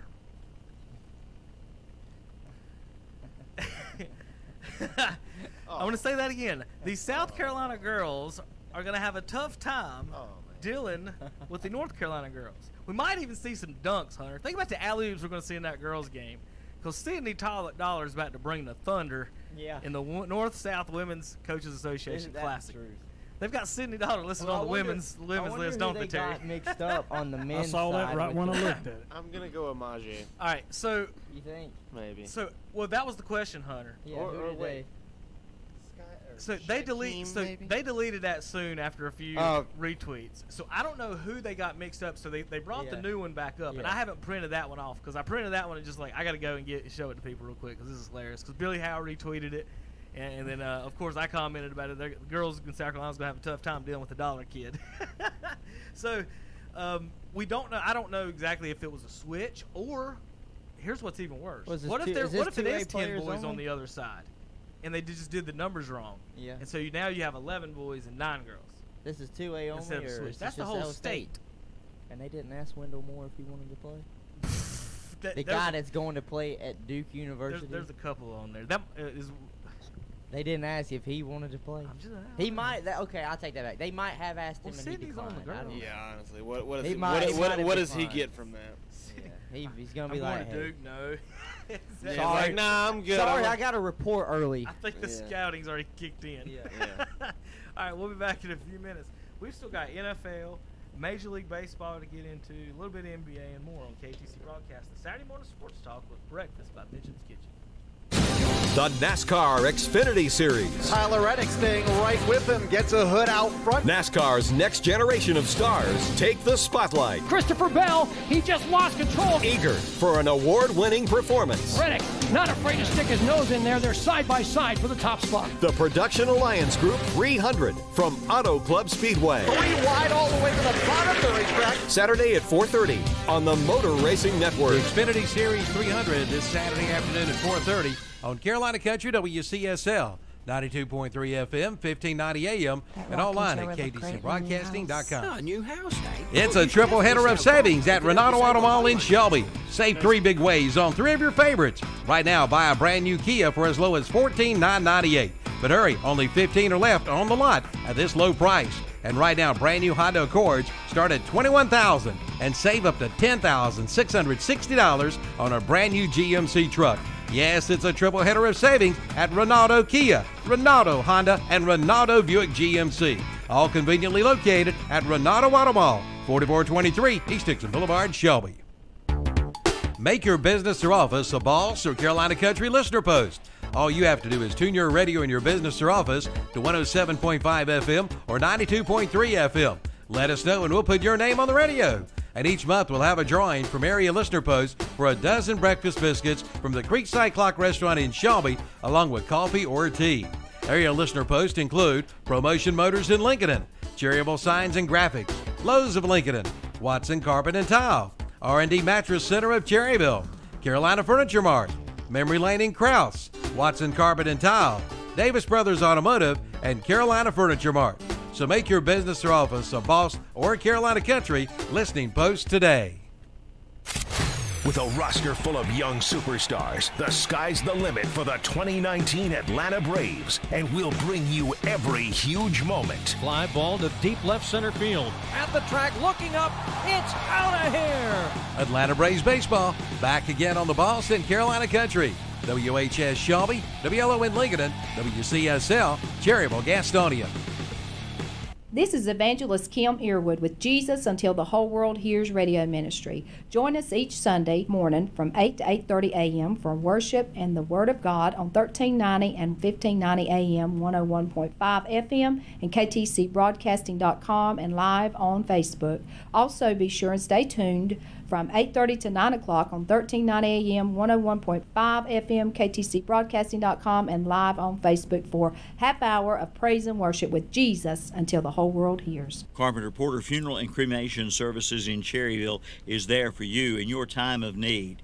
They're a progressive and comprehensive funeral service provider, promoting the highest ethical and professional standards while maintaining cost-effective service. Funeral directors John Porter, Scott, and Hannah Garrett are there to help you and give you guidance during one of life's most difficult times.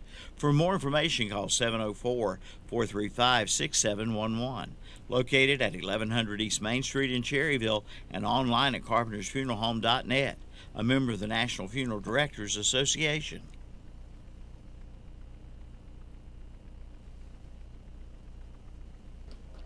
Welcome back to Saturday Morning Sports Talk. Hunter's hating on Eric. No, I just... No, I don't like how he spells his name. Cut off.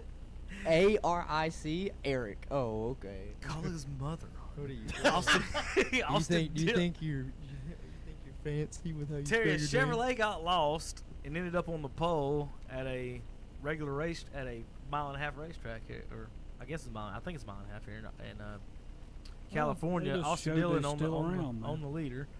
Harvick 2, Amarillo 3, Busch 4, Logano 5. The 8 spot too. Denny 6, Newman 7. They got Elliott at 8. Chase squeezes in at 8. Jimmy's 11. So 3 out of 11 are Chevys. 3, 1, 2. God, only look at who's sitting at the 4th spot. That's a household name now in the top 5. No, Toyotas there's only 4 in the whole race. Kyle Busch is 4th. Hamlin is 6th, and then Toyota's about done. Eric Jones is 18th. Dinabetto is down on there, and Truex. There's only 6 in the whole thing. Who is Truex racing for? Toyota. I know they're racing for Toyota. What's the team he's with since Furniture Road didn't keep him? He is on the 19 squad. Is where Martin Truex Jr. has joined. I know they were. He ran that car last year.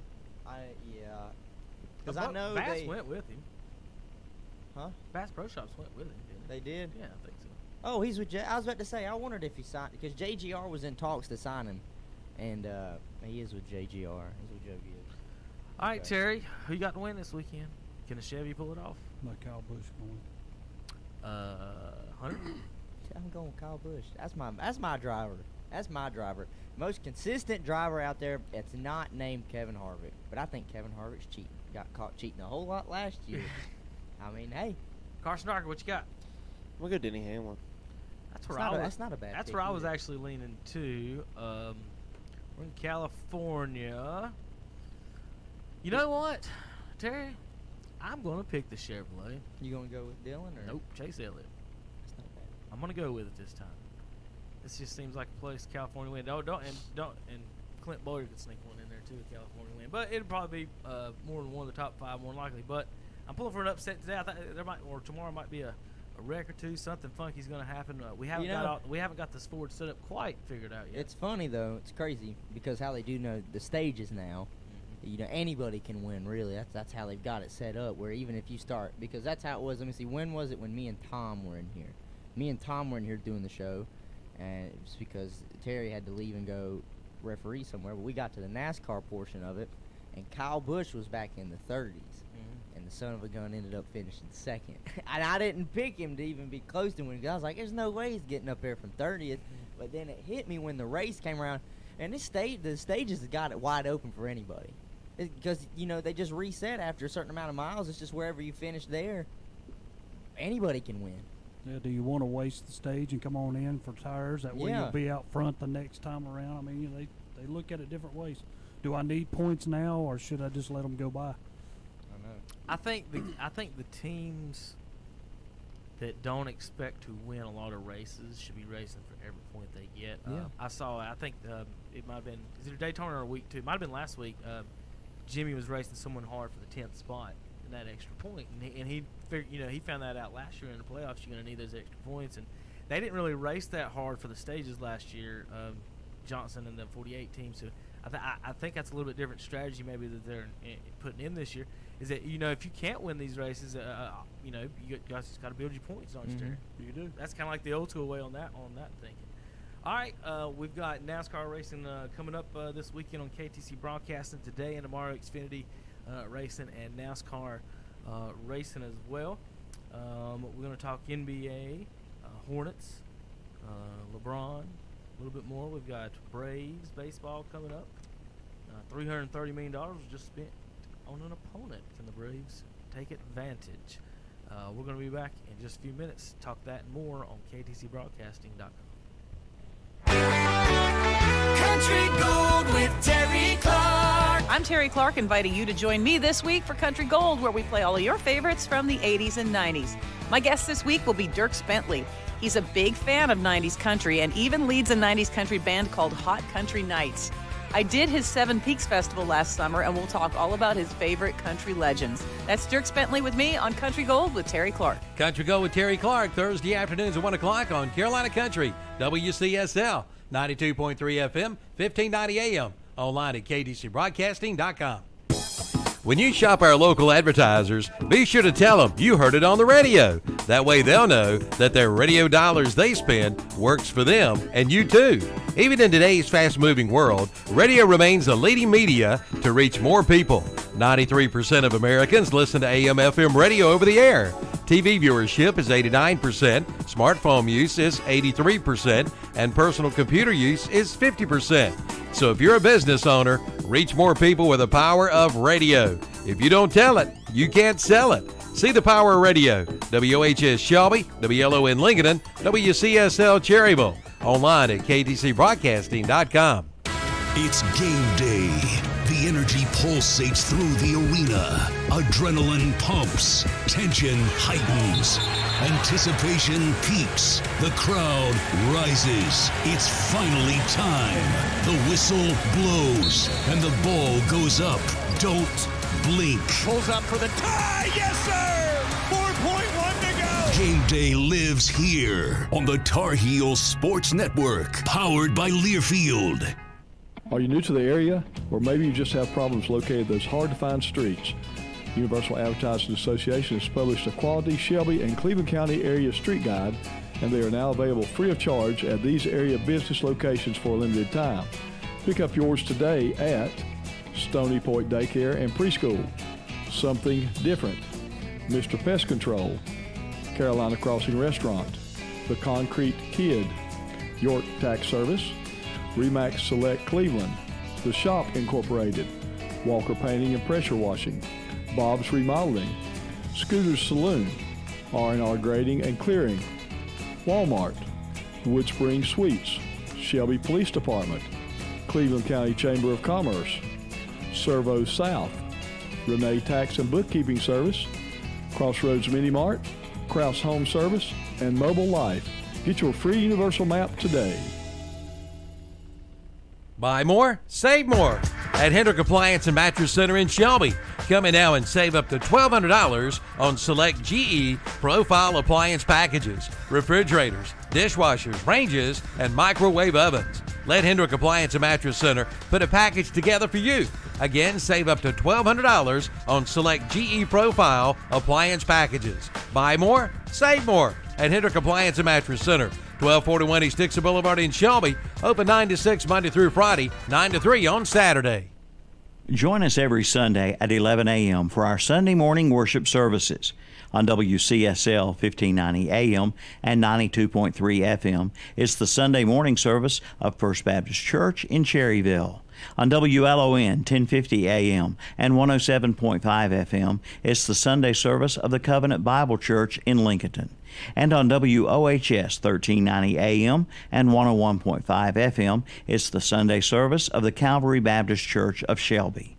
Join us each and every Sunday morning for our Sunday morning worship services on The Boss and Carolina Country.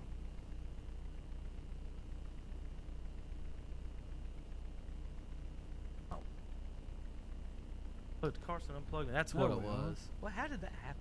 That was weird. Dang it, Carson. I fixed it. What are you talking about? Carson, I don't even know what happened. I fixed it. I know you fixed it. give I just Hunter wanna know that what hat.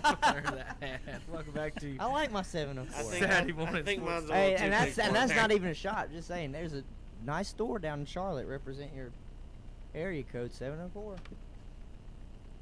Okay. Yeah. Just tell us how to represent. Tell Terry how to represent. Represent the state. Represent the state. 704. Okay. 704 was one of the, if I'm not mistaken, it's one of the first 10 area codes. Okay, I'm gonna get me a hat with an eagle on it. All right, I'm gonna ask some yes/no questions. It's NFL time. United States bird. I mean, you know. I thought you meant represent you were. our I thought country. you meant you were converting to the best team in the NFC East. Oh God. Well, that was one of my questions. We're gonna go around the room.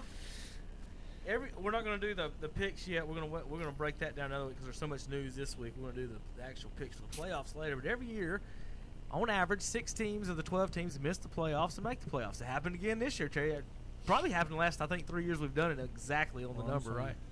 So we always pick our guys to take 6 teams out, leave 6 teams in. We're going to look at last year's team. So in the AFC, it was New England, Baltimore, Kansas City, Chargers, Colts, and Texans. In the NFC, Eagles, Bears, Seahawks, Cowboys, Rams, and New Orleans. And I'm going to go around the room, one division at a time, and I want y'all to give me the division winner, in your opinion, in each division.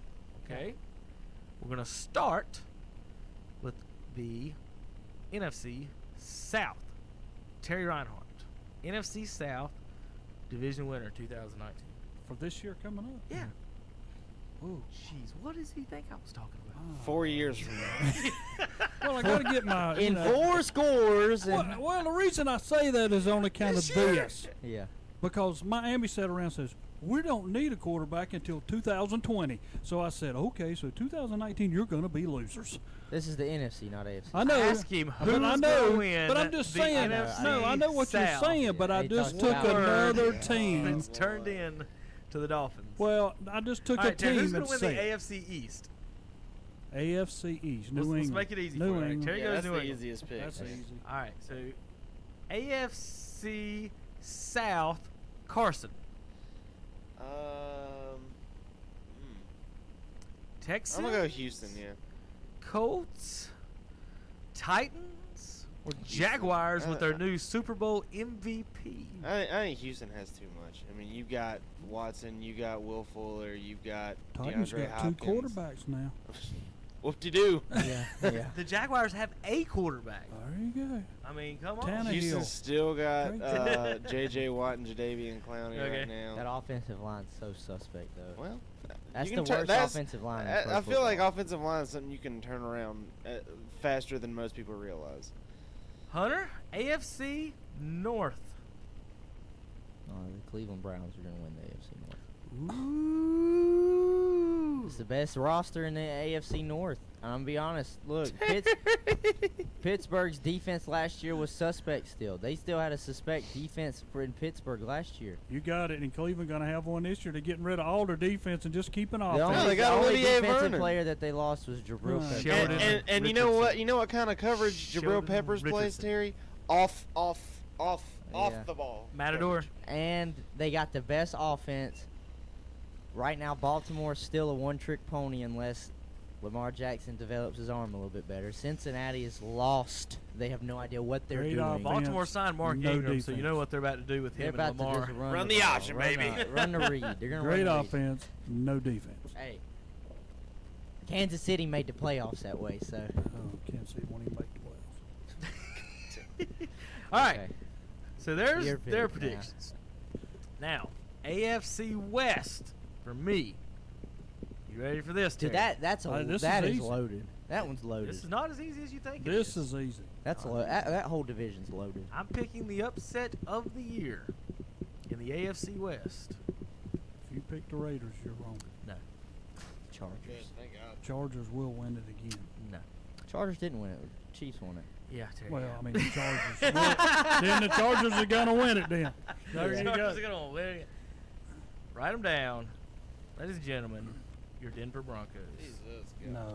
Ooh, I just said surprise pick of the year. Okay, If Kevin picked. Wait a know minute. he did. If they Kevin do not picked win that. the division, I'm sorry. they will make the playoffs. So I'm going to put the asterisk next to it. I'm going to go ahead and faith to the win of the division now because the Chiefs, I think, are going to. There's something brewing there. I'm scared something's going to happen That's there. right. With all that's going on. Well, Andy Reid wins a lot, so Yeah. I don't want to count him out, and I like Mahomes a lot, so I don't want to count him out. Patrick Mahomes is special. But I don't what I read. I don't like what I've read so far about the Tyreek Hill situation. I need more information, but what I've read so far, I don't like about it at all. And I think the severity of it, I mean, I could see him not even coming back in the league. I know the Adrian Peterson thing was different to me because it's a fine line because it was people looked at it as discipline, and some people, it's the people that are either for or against spanking your child. And he said he uses switches. I mean, a lot of people don't use the switches anymore, and he was for that. But the Tyreek Hill thing says that his son has got a broken arm. So I need to know more. I need to know whether or not they were just roughhousing and maybe he just broke it on accident, or if this was intentional, then this is a big problem. And what's bad too is Tyreek Hill's already been under scrutiny before. I think it was for a domestic violence thing that happened when he was in college. So I need more information. Let's come on now, all you reporters out there, start digging. Okay, I need more information. All right, Terry, we're going to move to the NFC. Well, you failed miserably at the South. You want to try another one and not the East. So do you want to try the North or the West?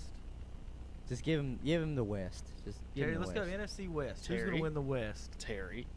NFC Terry. Ain't no Yeah. We've Arizona. got Cardinals. Terry. Ain't no 49ers. We've got 49ers. Seattle We've and got Los Angeles. Seahawks. Terry. And we've Rams. got There we Rams. Yeah, Rams. Terry They're goes too Rams. good. I was gonna. Yeah, they're too good. Oh man. I don't know. This might have been a I was wake-up gonna get call. you. The two of the four teams in that division are terrible. Who? The Cardinals No, and the Cardinals, 49ers. I can give you that. Cardinals, I can give you that. The 49ers have at least tried to get better with the moves So they made. remember in free that if you agency. think those two teams are terrible, that means that the other two are going to rack up some wins. So put some money on the Seahawks to make the playoffs as well. Mhm. All right, in the let's see, I'm going to go to the South. I'll go ahead and say the Saints. Get that out of the way. Yeah. I've That's the got the Saints. Hunter Yeah. in the North. Hunter needs to do the East. No. We can't have East. He's Carson got- do the I East. understand. Carter's got to do the East. He's got no ties. I understand why because I Hunter's have doing the ties North. in the East, but I'm gonna say this. This is all right. I'll say it later. Because but it's truthful, and it hurts me to say it, but I'll say it in a second. So the North, I'm gonna go with the Chicago because they still got better again on the defensive side. They did. And I'm gonna say this that people don't, and here's the network that you hate, Hunter. Yes. This is part of me why people don't think Joe Flacco is any good is because of them too. Because you get one person on TV that says, well, this guy's not any good, or make up a name like Fluco. Well, then the next thing you know, you're sitting here in the North, people saying things about Kirk Cousins. Well, go look at the numbers last year. Kirk Cousins was 3-to-1 touchdown to interception ratio. The defense fell off from the year before. They were like top 5, and then they dropped down to 15 or something. So it wasn't Kirk Cousins. Kirk Cousins had 30 touchdowns, 10 interceptions. He had a great Kirk season. Cousins has a losing record against winning teams, though. I'm not saying he's good. I mean, I'm not saying he's bad. Look, I'm telling you, if that defense would have played up to what they had the year before, they would have been a playoff team. Well, so what I'm trying to finish the point is that I think Cousins will be solid and fine to the point where it's not his fault they lose. And let's not forget, I think the defense fell off. Yeah. And if you'll watch this year's draft and watch the postseason, how their defense is, they don't have much money, though, to do what they want to do. So they've already lost Sheldon Richardson to the Browns. So watch their defense. Anthony Barr re-signed. He backed out of the Jets deal. He backed out. Got cold. So keep an eye on that situation, whether they'll be good or not. That's the only reason why the Jets could give Le'Veon that much money. Because and the Packers ain't got no defense, so you're going Bears there. I'm going Bears. All right, Carson. NFC East, we've got Redskins, Cowboys, Eagles, and G-Men. The Giants. I was going to say, go ahead and pick the Giants. Go ahead and pick the Giants. No, no, not the Giants. Let's go. I mean, just pick the only one in that division that's not got turmoil anywhere. It's the dang Eagles. Just do it. Yeah. Well, see, I want to pick. The Eagles are their Super Bowl winning quarterback.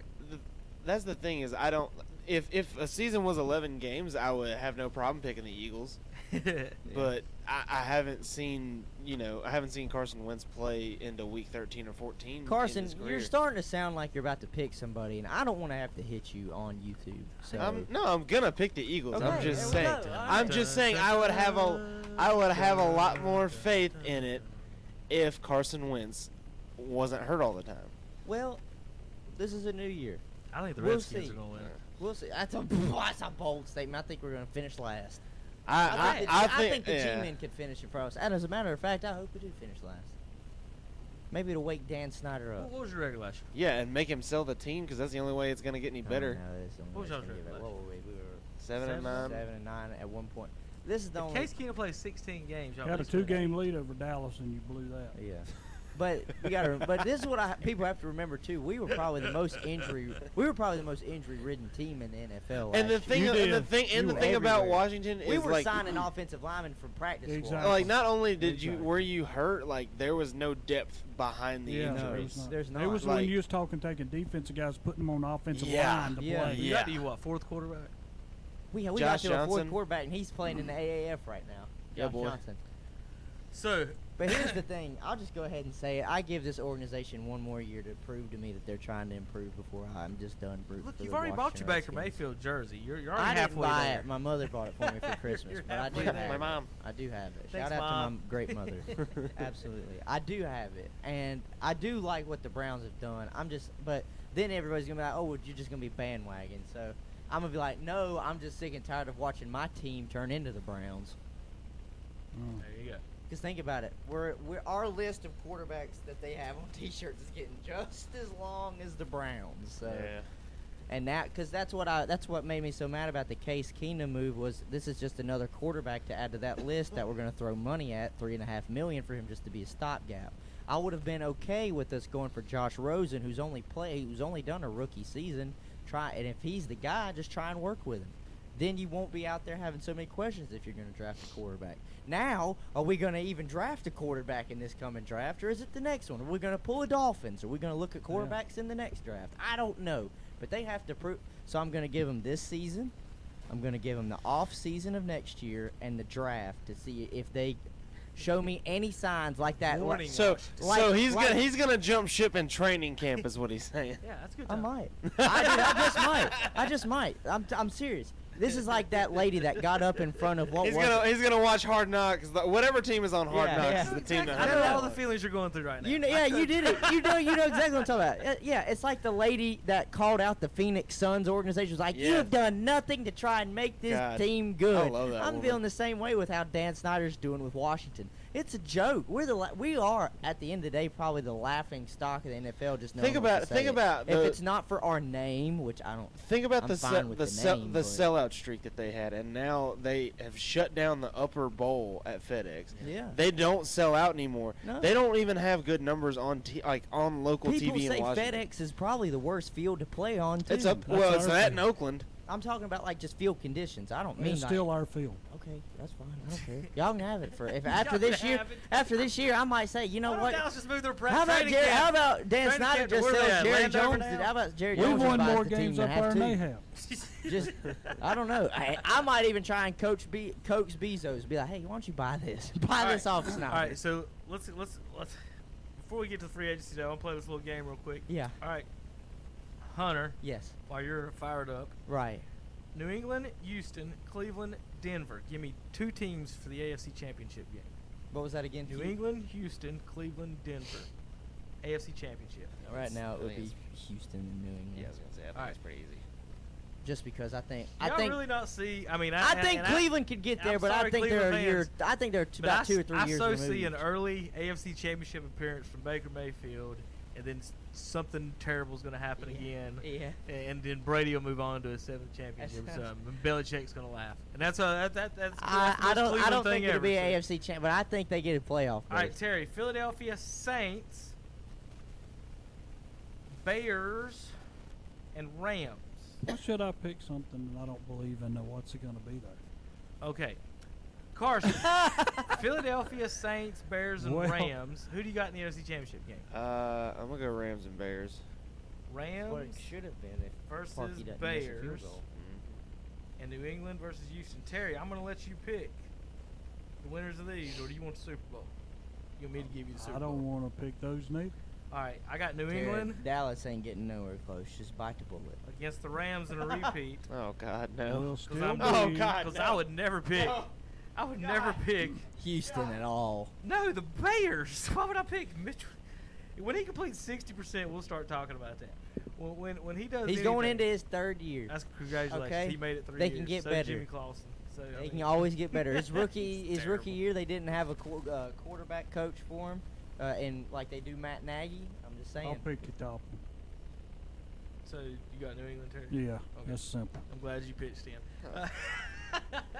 All right. Antonio Brown to the Raiders. We've got. Are we giving grades out? Is that kind of what we're doing? No, you want to I'm give just grades saying- just I'm how just these talking teams out loud. did? I'm gonna 3 ask- players for 1. We got What Antonio. are you talking about? That's what Cleveland did there. Are you sure about that? So, Yeah. Math out of the Chiefs, Odell Beckham to the Browns, Le'Veon Bell to the Jets, Earl Thomas and Mark Ingram to the Ravens. Yeah. Who the Cowboys signed, Terry? We didn't sign nobody, but I'm going to tell you, they're Who still the there. Panthers signed? They're still there. Panthers didn't sign nobody. They Nobody. did do a lineman, didn't they? I don't know. his Yeah, name. they got the They- center. Well, They got one from that They got replaced knocked, one of the Khalils. knocked yeah. out Is that the last same night. one? Now, No. there's 2 players that's out there right now that Dallas should sign today. today. Yeah. And the reason being I'm saying is you got Yes. Jordy Nelson There it is. that Ugh. Dallas needs. Hey, he would help the other side. I don't know what he has left. Well, That is a good question. well, the Raiders decide they want to get better They and could. I'm pick pretty up sure he'll go back to Green daggum Bay, don't you think? Bell, but I then they I think daggum lead. if he's got his pick, don't you think he'd rather go play with Aaron Well- back and play with Aaron Rodgers? I think I would be I mean, you surprised get if he rid- signed you just a year signed contract. Antonio, but then you get rid of Jordy Nelson. I thought you was going to get better. If you're going to No. get Still better, got you don't picks, get Terry. rid. They Still got got another first-round wide picks. receiver. The Raiders signed another wide receiver. I can't remember where he just came from, and he's good. Oh, the old he was a Chargers wide receiver, and the Chargers wide receiver scored Tyrell Williams. They signed Tyrell Williams, and not to mention they got the 4th pick. If they want to get DK Metcalf out of Ole Miss, do it. I'm not sold No, on you don't him. go early like that. You're not sold on him? No. He's a freak, yeah. Like Oh, I'll give yeah, you he's a credit, freak. but like He'll outrun. He's just as fast. as there's a AD. track record of Ole Miss receivers that put up crazy numbers at the combines and then they don't do anything. Laquan Treadwell. I mean, since Thomas is gone, Dallas should go after Eric Berry. Treadwell got hurt though. Well, I guess Minnesota. Terry. I guess So he got hurt at Ole Miss. Terry, me and you Well, I and, don't think Metcalf's got and it. Tom can all go watch the go play golf during the first round of the played, draft 2 years ago. He only played, like, 7 this games. year because they both traded Yeah. their first round picks for wide receivers. Cowboys traded theirs for Marty Cooper. Browns traded theirs for Odell Beckham. And I don't think either one of them's going to work. I just don't like trading the first round pick on a wide receiver. The only one that I've ever seen in my life where I would have said they should have picked him in the first round was Randy Moss. And he still didn't win the championship for New England. And so, and it's just the receiver thing. And Terry's making a point, and Carson does make a good point about Pepper's not that great in coverage, but you still give up 3 starters for one. And does that one help enough to where it overcomes whatever craziness he might bring to a locker room? Now, the Dallas Cowboys got over it with Michael Irvin, doing cocaine and everything across the street with Eric Williams in the big house, whatever they call it. They call it the White House, I even think is what it was called. Oh boy! Oh man! Oh god! Wow! Subtle. Subtle. So you can survive that, but everybody needs to make sure Troy Aikman wasn't hanging out with Michael Irvin. So Baker, be careful. Well, Troy Aikman had so many concussions, he probably didn't know where he was half the time. But I'll be honest, I love the move. But okay, everyone I've talked to under 30 loves the move because they love Odell. It seems like everyone I've talked to over 30 doesn't like the move because they don't like Odell. I'm kind of in the middle where it's just never been worth it. Get past his antics. If you saw the numbers he was able to pull up with an aging and declining Eli Manning. Imagine the field day Baker Manning's. Real quick. Baker Manning. Whoa, bud. Gonna have. How many Super Bowls has Eli Manning and Ben Roethlisberger won total? 4. 2 and 2. Neither one of them won one with Antonio Brown or Odell Beckham, right? Yeah. Okay. Name me one wide receiver that was added to a team or that just led his team. We're going to the Super Bowl. The only argument I could ever make who Randy Moss. They didn't win the Super Bowl. Yeah, you said led him to the Super Bowl. Okay. You didn't say win. You said led him. You think he led the Patriots to the Super Bowl? 23 touchdown catches. I mean, Brady and Belichick. I mean, that was like they broke some of the offensive records. I understand. That year. Okay, let me rephrase the question. Since you didn't like that question. Yeah, I don't like that Stand down on the rim that Moss led that team. How many receivers has led a team to Super Bowl victory? Okay, it hasn't happened. It doesn't happen, and it's. What are you talking about? Julian Edelman just did it. Are you? That's 2. Okay. So Hunter, you're on record. The Edelman and Moss are the leaders of the New England Patriots. Is that where you want to go with this? I mean, hey, he went for over. He was the only receiver in that game to go over 100 yards. So Desmond Howard led the Packers to the Super Bowl in '97, right? Mm-hmm. Okay. Just wanted to make sure you agree with that one. Okay. Are you agreeing with that one? Okay. So, never mind, Terry. Odell Beckham just won the Super Bowl. How do you think? I never said they're winning the Super Bowl this year. I said they're going to be good. What I want people to realize this as well is they might have given up a first round. You can get great players. They still have a second round pick. They still have another pick in the third round. They had 2 picks in the third round. They only gave up one of them. Okay, you can still get a good player in the third round. You still have the rest of the draft, and you still have the next year's draft. Because let's be honest, the Browns are just trending right now. They're trending upward. They're not gonna win the Super Bowl this year. They might make the playoffs, winning the AFC. They might win a wild card. They can look, Terry. I'll give you that. Wild card is realistic. High side, they win the AFC North. We just got to see how Pittsburgh plays out because I think Baltimore takes a step back. Because everybody's got tape on Lamar Jackson now, and like I said, Cincinnati is just lost. Yeah, they are lost. They don't know what they're doing. For God's sakes, Hugh Jackson is still on the coaching staff. They are lost. So I like the Odell Beckham move because now that offense is unpredictable. Because what are they going to do to you? Are they going to give you the 1-2 punch with Duke Johnson and Nick Chubb in the backfield until Kareem Hunt comes back after 8 games?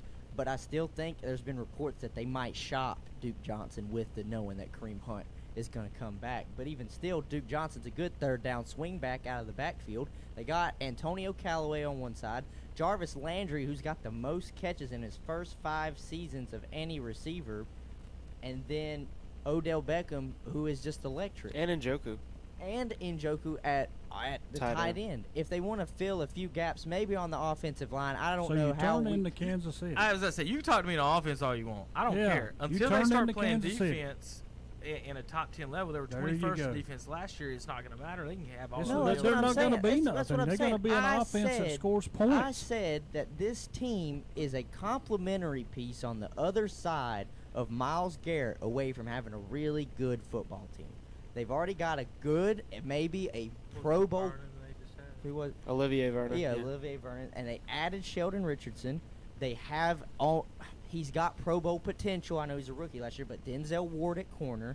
Like you said, Jabril Peppers has got talent, but I don't think his heart's really in it right now. He didn't play that hard at the safety position. The safety's really a dying position anyways, if you think about it. Not the money they're getting paid. No, not the money that Landon Collins made, and let's not get on And that. Earl Thomas. And, yeah, but I'm just saying they can still build for that Super Bowl run. And what we have to remember is you said I'm just talking about Kansas City. Well, there's a reason Kansas City still made the AFC Championship game last year and almost beat New England if Tom Brady doesn't win that coin flip in overtime. No, if Tom Brady doesn't get the call on a guy who just the little D Ford love tap. That's was what it it is. Justin Houston? Doesn't matter. Doesn't matter. It was a terrible love call. tap. So I'm just saying. Easy on the terrible calls. Carson. And the yes, Yeah, that's what I'm saying. and the best, and the best rated game in NFL history was the Rams Chiefs, and all that was offense. So look, don't get me wrong, I love defense, but if you have an offense that can outscore somebody, They're still not you've gonna got a chance. No, I like them. I think they'll go win 10 games. I just don't see them. I think if they win 10 games, they'll win the division. I think whoever if a that's team in that the fastest if, team to 9 or 10 in that. yeah, division if a right team in that division wins 10 games, they should win that division. Baltimore, their style off. They're the Carolina Panthers now. They can't settle for ties. They Can't settle for ties. That's what Baltimore and screwed the them. Panthers will win 6 to 10 games every year based on run control offense with the quarterback. The question with both of those teams will always be, do they got a top 10 defense? And once they do, they'll win. And the 12 Ravens games. don't. And whether or not the quarterback gets pieces. hurt. Because I mean, like we said before. I mean, teams that have that run, like they have not necessarily a run first, but a mobile quarterback. The backup never matches the rest of the offense. If I'm not mistaken, I think Baltimore's retaining Robert Griffin. Like Georgia Tech, is their backup quarterback, Peyton Manning, or is it another running option quarterback? It's another option quarterback. The NFL well, not anymore. Not anymore. Well, yeah, they don't. But you know what I'm saying? But I do think Baltimore said that they're retaining Robert Griffin for now. So I think of course, him and Lamar style match. I think Robert's just got a better arm than Lamar. So I asked Ken the other day, where he thought. So pretty much, Ken, I heard this. I'm so sorry. Teams got to make a decision on kind of like where they are. Like Rams are in Super Bowl mode. Jerry always thinks he's in Super Bowl mode, whatever they're in, but he's sometimes not. They are now. Are you rebuilding, or like the Raiders, Washington's or lost, Bills, or what exactly are you doing? So we're just confused. What are the Panthers doing? Where do they see themselves? You're in Cam's 9th year of a quarterback. 3 and 5 winning. 3 winning seasons in 8 years. He's had some surgeries, but so they've got to make it, and he's coming off surgery this year. So he's got 2 years left on his contract. I think so. It's something in that this range. Is still a pretty good big contract. To where, and they got a new owner. So where are they going? Are they trying to win the Super Bowl division this year? Is that the plan? They're going to get Trevor Lawrence. Are they tanking, or are they just? They're not tanking yet. Are they sitting in middle land? I think. I don't know. I don't know. What I they're doing. think they're just like Washington. Real quick, let me back up before you finish. Yeah. They had their wide receivers flying all over the place right now. Oh yeah. And they didn't make a move. Not one has the Panthers made a move for it, and they lost wide receivers actually. They lost Funches. So go ahead, Hunter. I was just gonna say. I mean, to me, Carolina at this point is like Washington, as in they're delusional. They're delusional right now because they've seen that they've had just enough success to where they can get close to a playoff berth, and they're like, oh, that's all we need is just to get in, It's just that far they're just right. It's just right here, hanging in front of them. They've seen, and they're delusional. They can't see past the MVP season Cam Newton had, and the fact that they went to the Super Bowl about going on 4 years ago now. Well, let me tell you something. It's a different league. It's something new every year besides the Patriots being the team in the AFC Championship. Overall, it's new every year. And they play in arguably the hardest division in the NFC. besides probably the NFC North right now. The NFC South's the one that's usually the most competitive between them, New Orleans, and Atlanta. Well, if you'd asked me today, right now, Carolina's the third team, maybe even the fourth team if Cam Newton doesn't even play just because of his injury. Don't forget about Tampa. That's what I meant. Yeah, the coach. They got a good coach, Bruce Arians, and they got Todd Bowles as their defensive coordinator. And Todd Bowles, I know he didn't. Not everybody's supposed to be a head coach. James has got the Panthers numbers too. Hadn't he beat them? Yeah, They're going to win a record against them. Yeah, well, Tampa Bay always seems to beat Carolina in some Tampa Bay game somehow, some way doesn't benefit Tampa Bay. It's like a Week 11 win. Yeah. But it always hurts the Panthers. They're coming hard. And it's just to me, because that's like how I feel that Washington is. We had a top 5 defense, and we had a little bit of success last year with Alex Smith, someone that we had signed. He's a veteran quarterback. So what do we do this year? Is your defense going to be the same? I mean, I think y'all are going to be. If your defense is the same, and if our defense is the same, if our defense is the same, we'll be competitive, and I will be. But I still think we'll finish third. Case don't turn it over. You got a defense that plays good, and he don't turn it over. I know Case don't turn it over, but this is where I'm coming from with the whole thing with Case. I just want them to finally commit to a quarterback so we don't wonder who it's going to be every year. Well, if the Panthers don't have that's me. But so that's how the Panthers need to do.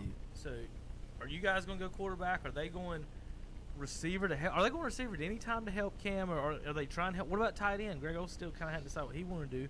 They like that young tight end that they got. Who's the other tight end they got? He did good last year. I cannot remember his name. You got. But I've talked to fans. Safety retired. A corner that cut Munderland. They got rid of their veteran, really leader on defense, and Thomas Davis. Terry, what do you think they're doing? I don't think the Panthers can gain anything. They're just like Dallas right now. You're sitting there and you wonder what's the next move. Dallas thinks they're Super Bowl bound, but you have to make some moves. Panthers are not playoff bound yet, and they've made no moves. Yeah, there's no sense of urgency that I've sensed from the Panthers. The thing that always bothers me about the Panthers is that they're never proactive. They're always reactive. Mm-hmm. They are like Thomas Davis. He's getting old. Shaq Thompson is still a good linebacker, but he's not your nickel linebacker, and their nickel defense is a better outside linebacker. And that's what I'm saying. And their base defense is nickel pretty much. They play 55% of the time. Yeah. And they never, I mean, they're just never proactive. They never draft when they need a guy to be ready in 3 years. They don't draft 3 years ahead of time to have a guy ready to replace somebody. This is what I saw in the latest mock draft. Someone had them going and getting either a defensive tackle or the defensive end, that Montez Sweat out of Mississippi State. And I'm thinking, well, hold on, wait a minute. You've got a pretty decent offense right now, or defense, but what are you going to do on the offense side of the ball? Who's going to get McCaffrey his little 5-yard swing pass? Well, my whole deal on defensive was, what are they doing now? Because now you're down to Kuechly, and you have nobody supporting him around him now. Kuechly shouldn't even Klein's gone, Thomas is gone. Who's your next guy to come in if something happens to him? They re-signed Eric Reed, and Eric Reed was actually a liability in their in their back. It was a liability in their backfield. I think it was more of Eric Reed's only 26, 27. No, he's young, and that's the thing. Who else on that? Who on that defense? I mean, is that young? I mean, it's him. They got Jackson, the DB. You got James Bradbury. Mm-hmm. But that's only 3 guys out of 11 on the field that are even close to young. The rest of the guys can't cut everybody. No, you can't. I know, but that's what I'm saying is you have to be more proactive in the draft and see the needs you're gonna have. Right. You can't draft for a need that you like a position where you have immediate need. I'm gonna be honest. So the here Panthers they're looking at offensive tackle. The Redskins they're not even looking. The Redskins. Yeah, Redskins and it has the latest mock I pulled up. NFL.com has that's Redskins funny. Going offensive tackle and the Panthers going Clemson defensive end. They don't. That's the new term that they use. They don't call them defensive ends and they don't call them outside linebackers. They're just all edge rushers now. They're just all edge. So let's just lump them all together as edge. Let's just change the name. Well, it's still got Kyler Murray going 1, Haskins 6 to the Giants. Who do they have Miami I don't think taking? the Giants are picking a quarterback. Who they have? Who picking? Miami. The Dolphins. They might not even have a first round. There they are, 13th. Drew Lock. Oh, so maybe there you go. I guess he's their leader. What a stretch. Now, here's the thing going on in Miami, Terry. They've announced that they're looking at the 2020 quarterback. So what kind of a weird statement is that? Then you trade Ryan Tannehill. Folks, get ready. Well, no, that's the Get same. ready. Listen, Colin that's the Kaepernick same thing. is coming to Miami. No, that's the same thing that the Giants just did. I Kaepernick's saw a coming to bunch of Miami. my friends saying, "Oh no, they're not going to trade Odell. They won't trade Odell. They're not that stupid." And what Gettleman said, we didn't sign him to trade him. It's a smokescreen, Dude, people. D'Angelo Williams has been blowing Dave Gettleman up on Twitter for about a week now. I'm just telling you, it's a smokescreen. You act like these GMs they're like they're gonna tell you, yes, we're gonna trade Odell. No. They're not gonna tell you. They're gonna do this behind closed doors, like some things should do. LeBron and Magic Colin should be Kaepernick. done behind. Well, Rob Pelinka is the GM Dolphins. technically, but yeah. Kaepernick, they the have Dolphins. nobody to play. Yeah, what's bad? They just settled their lawsuit. And the quarterback that beat the Patriots last year was dang Brock Osweiler, and he's not even on the roster anymore. Brock Osweiler will win one game each year to still get him a contract. That's all it takes. Just if one I was important a game. Dolphins fan, I would be so mad right now.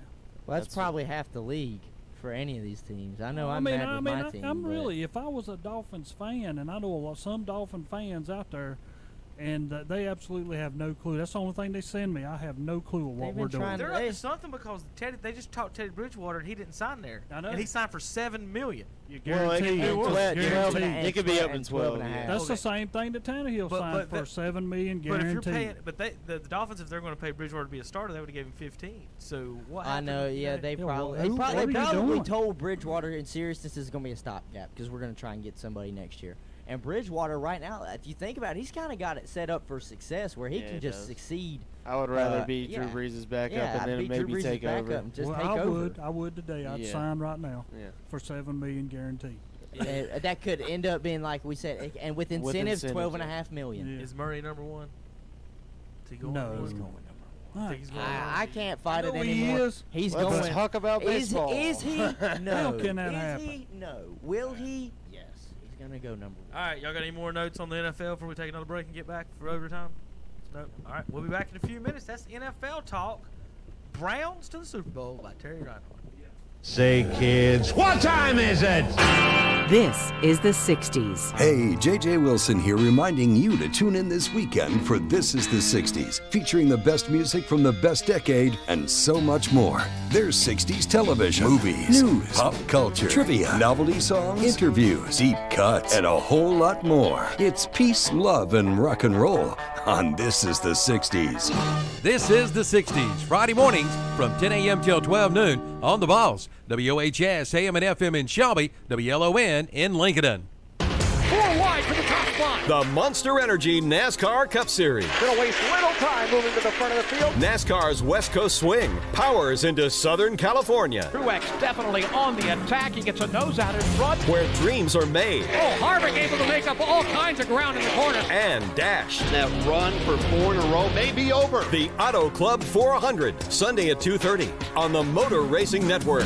The Auto Club 400, Sunday afternoon at 2:30 on Carolina Country WCSL, 92.3 FM, 1590 AM, and online at ktcbroadcasting.com.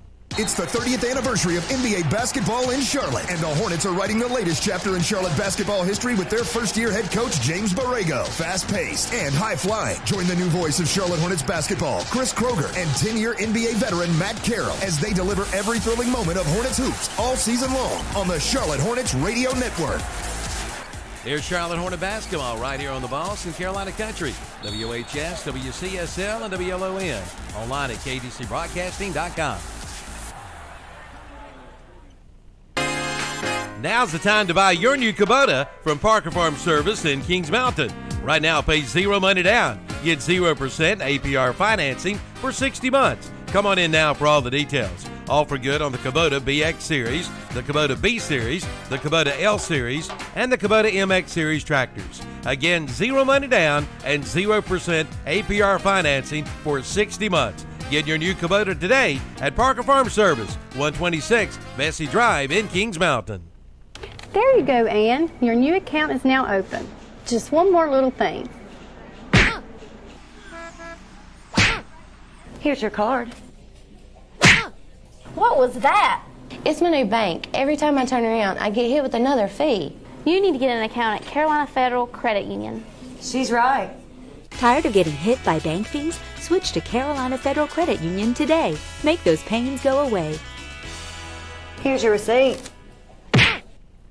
It's a triple header of savings at Renato Auto Mall in Shelby. Save 3 big ways on 3 of your favorites. Right now, buy a brand new Kia for as low as $14,998. But hurry, only 15 are left on the lot at this low price.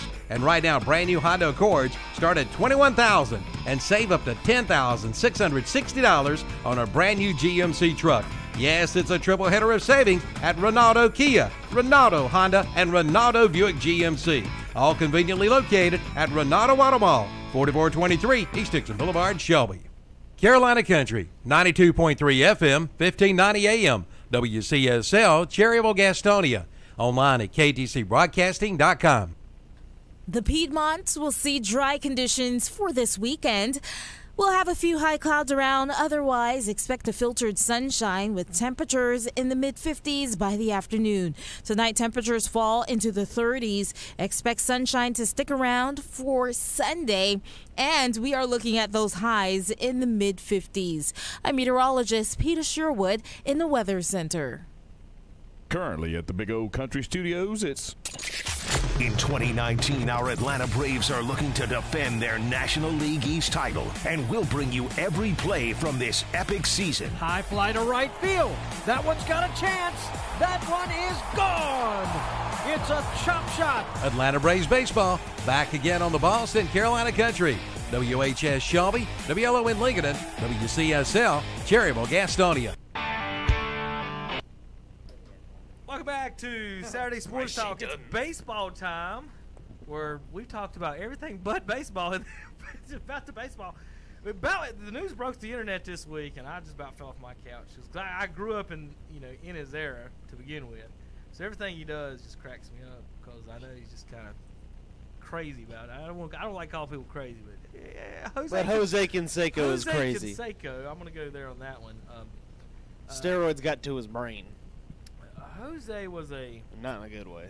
Home run hitting fool. He was the ultimate softball player, played baseball player type of guy. But anyway, his brother Ozzie, twin brother, was a Cardinal for quite a while. It was drafted by the Cardinal organization. So it never worked out for that side of the Canseco.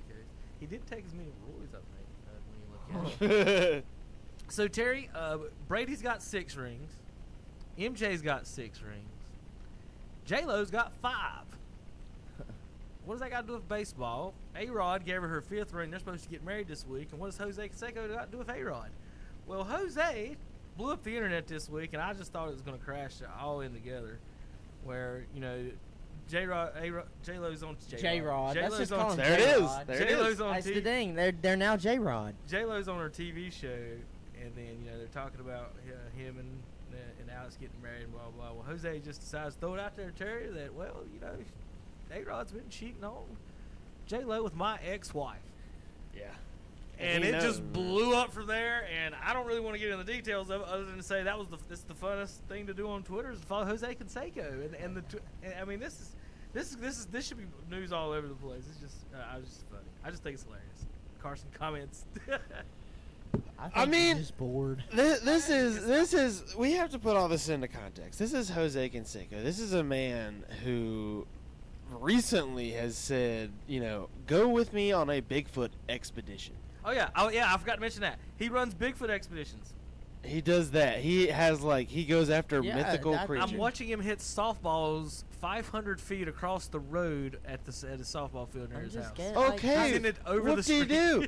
If I was a Major League Baseball player and I had a metal bat, you don't think I could hit a softball 500 feet? A-Rod, I challenge you to a boxing match or MMA match anytime you I'm want. taking A-Rod. I don't know. I think Jose's a trained fighter. He was actually in MMA. Well, did he? Did he get whipped? Didn't somebody whip him? Is he one of those? He's not a Herschel Walker MMA fighter. He's I'm gonna get in there and hope I'm bigger and just knock you out. He'll probably get killed in the second round. He's offered Tebow for hitting advice this year to show him how to hit home runs. Says he's coming over on a swing, Terry. I think Tebow should take him up on that because Tebow has way more muscles and built than most players. He does swing in lefty, and if you look at his lefty swing, it's a little more choppier. There's a hole in it. Yeah, there's a little more choppier than most lefties. Hole in it. And I think Jose. Look, I'll be honest. I'm not saying Jose would fix the hole like Carson's saying, but I'm gonna give you a reason why I'm saying this. Jose was taught by the same batting teacher that McGuire was taught about. I've read his book talking about the follow through. If you watch the guys today, if you follow through with one hand, that's it. The two-handed follow through doesn't allow the scooping as much. So Jose's probably talking about that and getting his hands to the zone and scooping that ball more. And the way Tebow swings, and see, I need exactly people what people need to understand is, like, stop knocking Tebow. He's not a bad baseball player. For someone to completely transition from football for years and then doing nothing but television and not playing baseball since high school, he's not a bad baseball player. I mean, he's no transcendent talent, but he's like Michael Jordan. I mean, he's a guy who hadn't played baseball in a very long time, and he's a good enough athlete to where he can make up for it. Yeah, he's not going to... Twice this week, Skip Bayless mentioned talking about Jordan and arguing about it. He slipped in there twice this week in two different conversations. I happened to be watching both. Oh, about that the Jordan was forced to retire for that year and a half, and a lot of people do believe that. Go ahead, Carson. But I mean, that's the thing is, like, yeah, like... If you were Tebow, would you not listen to any of the ex-players that wanted to give you advice? I think I would go the Klay Thompson route, and like quote he had earlier in the year, like, there are certain people I would not listen to about 3-point shooting. But if I'm going to go talk to somebody, like, I've got my coach, Steve Kerr. I'll go talk to Ray Allen. Tim Tebow needs to go talk to somebody who you don't necessarily need. But do you think anybody in the Mets organization can I don't know if there's anybody in the Mets organization. The Mets organization has been a mess. Daryl Strawberry, you think I'd be a good one to talk to? No. Yeah, Tim Tebow. Put a microphone in the room while Tim Tebow tries to talk to Daryl Strawberry. Yeah. Please. That would be fun. That's TV I'm pretty there. sure he would try to convert him, is how that would end up at some point. Trying to get the straw to come to church with him. Bigfoot. I was going to say, I don't know. You could go on a Bigfoot or an alien excursion with Jose Canseco. He puts his phone number on the internet all the time. He's in Las Vegas. You could also play golf with Jose Canseco if you want, Terry. I mean, maybe. So if you're going to Vegas, not for a home run hitter, but maybe Tim Tebow could reach out to David Wright. I mean, if David Wright was a great pro. If he wants to talk to anybody in that organization about a left-handed swing, he's got somebody on there now. He's got Robinson Cano he can go talk to. Yeah, Robinson Cano has got the best-looking left-handed swing in baseball right now. I mean, if I'm Robinson Cano, I'm like, wait a minute, this dude's a little bit bigger than me. He might out-hit me. I don't know if I want to help him. Tim Tebow's not going to out-hit Robinson Cano. Ichiro said that he doesn't know when he'll quit. He's 45 years old. Maybe Tebow can ask Ichiro for some Ichiro has said, like, he said a long time ago, he said, when I get to, like, 47, 48, I'll just start pitching. Throwing knuckles and no, yeah, he can throw. Like he's not like he can swing. He's not one of those outfielders who comes in and just tries to throw a knuckleball. He can pitch. Rick Ankiel's working on. Yeah, he's trying to come back as a pitcher again. Yeah. So that was he could sling it. Golly, I was fun to watch him pitch until he got the yips, and then that was terrible. Gosh, I mean that was just absolutely insane. I had one more comment on that, but I forgot. Terry, you got any baseball comments you want on it? How bad the Royals are gonna? How many games are the Royals gonna lose, Terry? We've talked about this. It was it was 104 last year. Is it above that or below that? We'll win 58-62. So less. You think they're gonna lose? We lost our leader. We lost our catcher for the whole year. Yeah. All you got's Alex Gordon. All right, Carson, give me four playoff. Give me 4 playoff teams in the National League.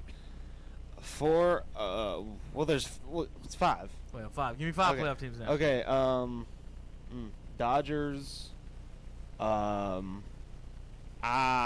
think the Cardinals will win the Central. I think the Nationals win the East. I think the Braves get a wild card, and I think the Cubs get a wild card. Hunter, American League. I'll let Terry help you out since he's in Boston. I think Boston could repeat. Boston, Houston, Yankees. Yankees will get a wild card. I can't. Central. Think of all Cleveland. Yeah, Cleveland. I mean, Minnesota's not bad. I think Cleveland, but if so, I could give Minnesota a wild card. That's what I'm saying. Yeah. I could give Minnesota the wild card, and then. That's it. That's 5. That's it. No. Yeah. Is it? No, I said Boston. You said Boston, Cleveland, New York as Houston, a wild card. Houston. Yeah, and Minnesota's wild. Yeah, you're right. I did. Yeah. Well, Terry, I mean, I have to think Houston's. Who do you? I mean, who are you picking to go to the World Series, Terry? I hate to go out on limbs because I don't like Boston either. But won 108 games last year, Terry. How can you Celtics not fan like? and doesn't like the Red Sox. Yeah, the Boston will be back. I think they're good. They'll still, the Yankees will compete, and it'll come down to the end, but Boston will still get there. And now the National League. I think it's just going to be Boston Dodgers rematch. I hope not. I don't think the Dodgers can make it. I talked to a couple people, and I mean, like, you know, a lot of people aren't necessarily picking the Braves to repeat in the East, but I've talked to several people who think they can get the World Series. Well, they can that's what I'm talking in. about. I don't think the National League is a lot more competitive amongst who can make it closer, than the American League. Yeah, the American League to me is down to these heavy. two teams right now. It's either going to be Houston or it's going to be Boston for me. I mean, the Yankees were looking good, but then you lose Severino for the year, and that's your ace. I mean, I think they rely too much on power hitters. They got too much reliance on power hitters in Judge and Stanton. All right, and I guys. think they'll have down years. Are y'all ready for the new baseball rules? Before we get out of here. Okay. See, there's some I like, some I don't like. There's about 10 in here. Y'all make notes of the one you don't like. We'll mention those here in a second, or whatever, any of them. So, here they We'll are. just do a thumbs up, thumbs down. Yeah, Read them out. Yeah, we'll just do thumbs up. Go thumbs yes down. or no. Yes or no. Pitchers will be required to face a minimum of I hate 3 that. batters a game. No, that's bad. That's bad. Should there be any minimum for a pitcher? No. I mean, no minimums. You're taking away people's jobs if you do that. Because think about, like, Peter Moylan just retired for the Braves. He was a specialist. They've got Johnny Venters. He's a lefty specialist. I mean, there are guys that's just their job. This is geared towards trying to save time. I imagine. No, and it is, and I understand. They don't want 3 pitchers coming in one. And I understand that, but at the same time, you can save time by not letting them get out there and throw 10 warm-up pitches on the mound. Why are they in the bullpen? Rules that are going to effect this year?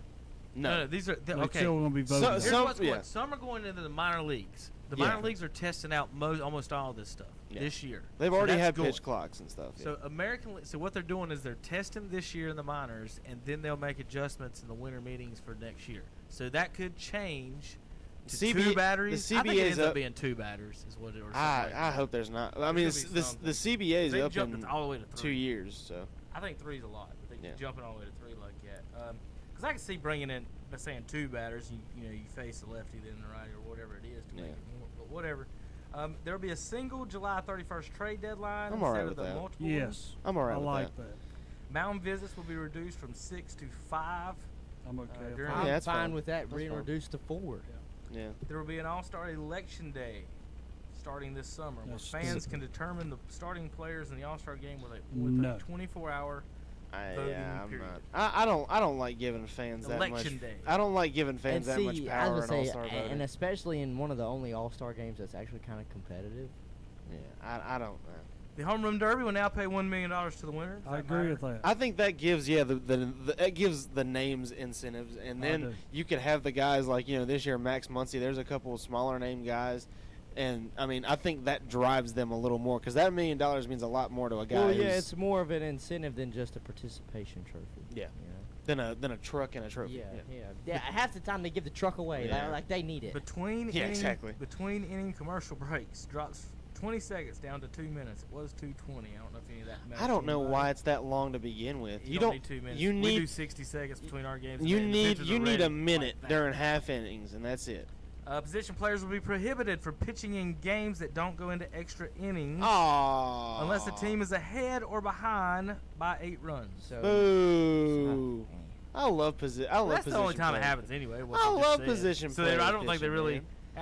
One, I don't think they outlawed anything really, but 2, I think it's a dumb rule. Like, what does it matter? Yeah, like, if that's the manager's decision. If I want to have my left fielder come in the 3rd inning and throw, if you're scared to get struck, they're worried about the hitter's feelings because the hitters say it's just. Remember, this is baseball. It is. You're so prolonging the game. No, it's disrespectful. They're saying it's disrespectful to the hitters, which.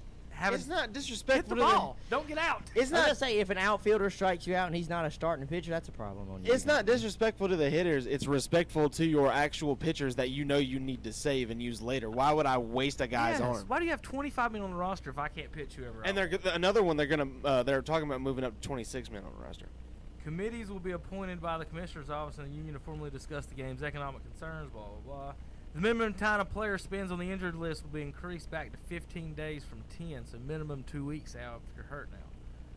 And finally, the 2020 teams, all teams will have a 28-man roster in the month of September after having 26 of the first 5 months of the season. I agree. Now, here is another rule. Here's a couple more rules going into some of the independent leagues that they're trying out.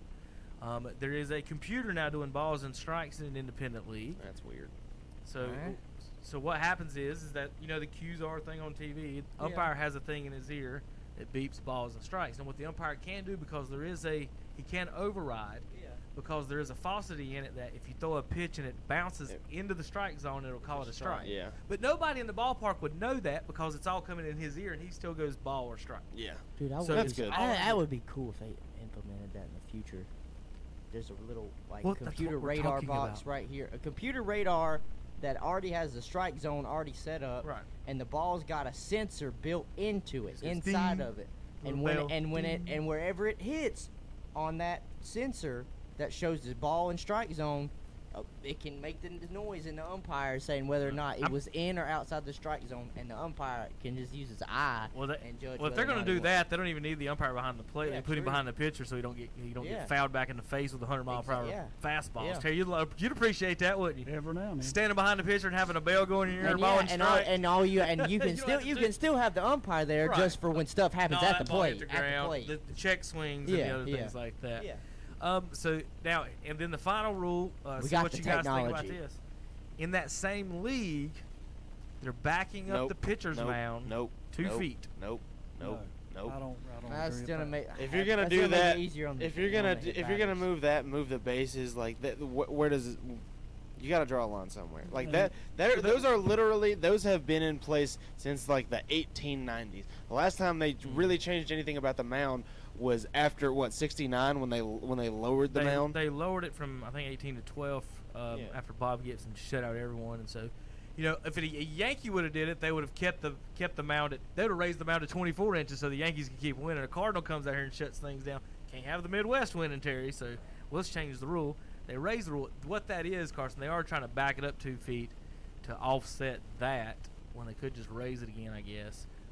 But it gives the batter an extra 1/1000th of a second, I guess, to see the pitches and hit the pitches. I don't know, pitching wise, how to. I don't think it would 2 affect. feet that's a pretty good distance. That's what I was about to say. I don't think it would affect grown men throwing pitches at that level. What I do think where it would affect would be the high school kids, because I was a secondary pitcher. I wasn't a number one starter. I had enough time, after 3 or 4 innings, my arm starts hurting stuff because I don't throw enough. I don't, I'm just second. So I think that would maybe hurt those secondary guys, and they would get hammered. But I think the guys are throwing 90 and 100. It ain't gonna matter to them no matter what. It's still coming 100 an extra 2 feet in it. So I don't know. I guess that's an offensive thing. So those are the Major League Baseball rules. Any news or notes that we missed, guys, this week before we get off here? We've had a fun week. It's been a busy week full of all kinds of craziness in the sports world. Are you going to watch the SEC Championship tonight, Hunter? No. I knew that was going. I might no. In all seriousness, I'll probably watch it. You watch to see if they can beat Duke and then turn it off and Duke goes up 20. No, I did that against Syracuse when Syracuse played Duke. Because I knew Syracuse had beaten Duke the first time with Zion, and Duke had beaten Syracuse without Zion the second time. I said, well, this should be a pretty good matchup. And then Duke, towards the later of the second half, started to put it on him, and I said, you know what? I've had enough of this. I've had enough of this. Thanks for trying. Yeah, I figured so. All right. Thanks for trying. For Carson Dockery, he'll be back maybe next Friday, depending on the NCAA tournament. We may squeeze him in Tuesday if we have to.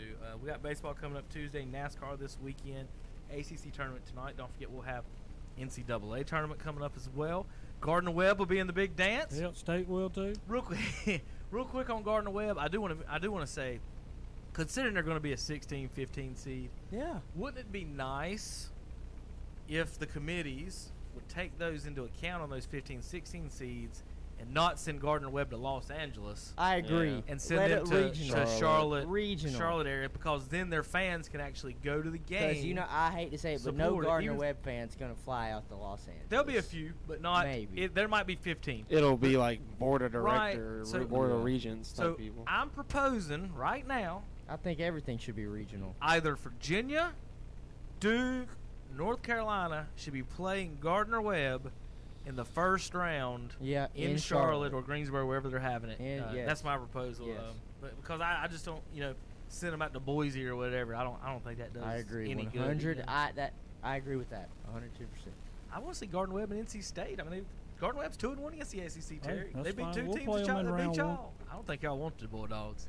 I don't think you want to run the Bulldogs. All right, we'll be back next week on the running Bulldogs. Saturday Sports Talk on KTC Broadcast. Live and uniquely local. It's a community station. Carolina Country, 92.3 FM, 1590 AM, WCSL Cherryville. Here's what's up in Cleveland, Gaston, and Lincoln counties, brought to you by the What's Up Shopper, Carolina Country, WCSL, and the Boss, WOHS and WLON.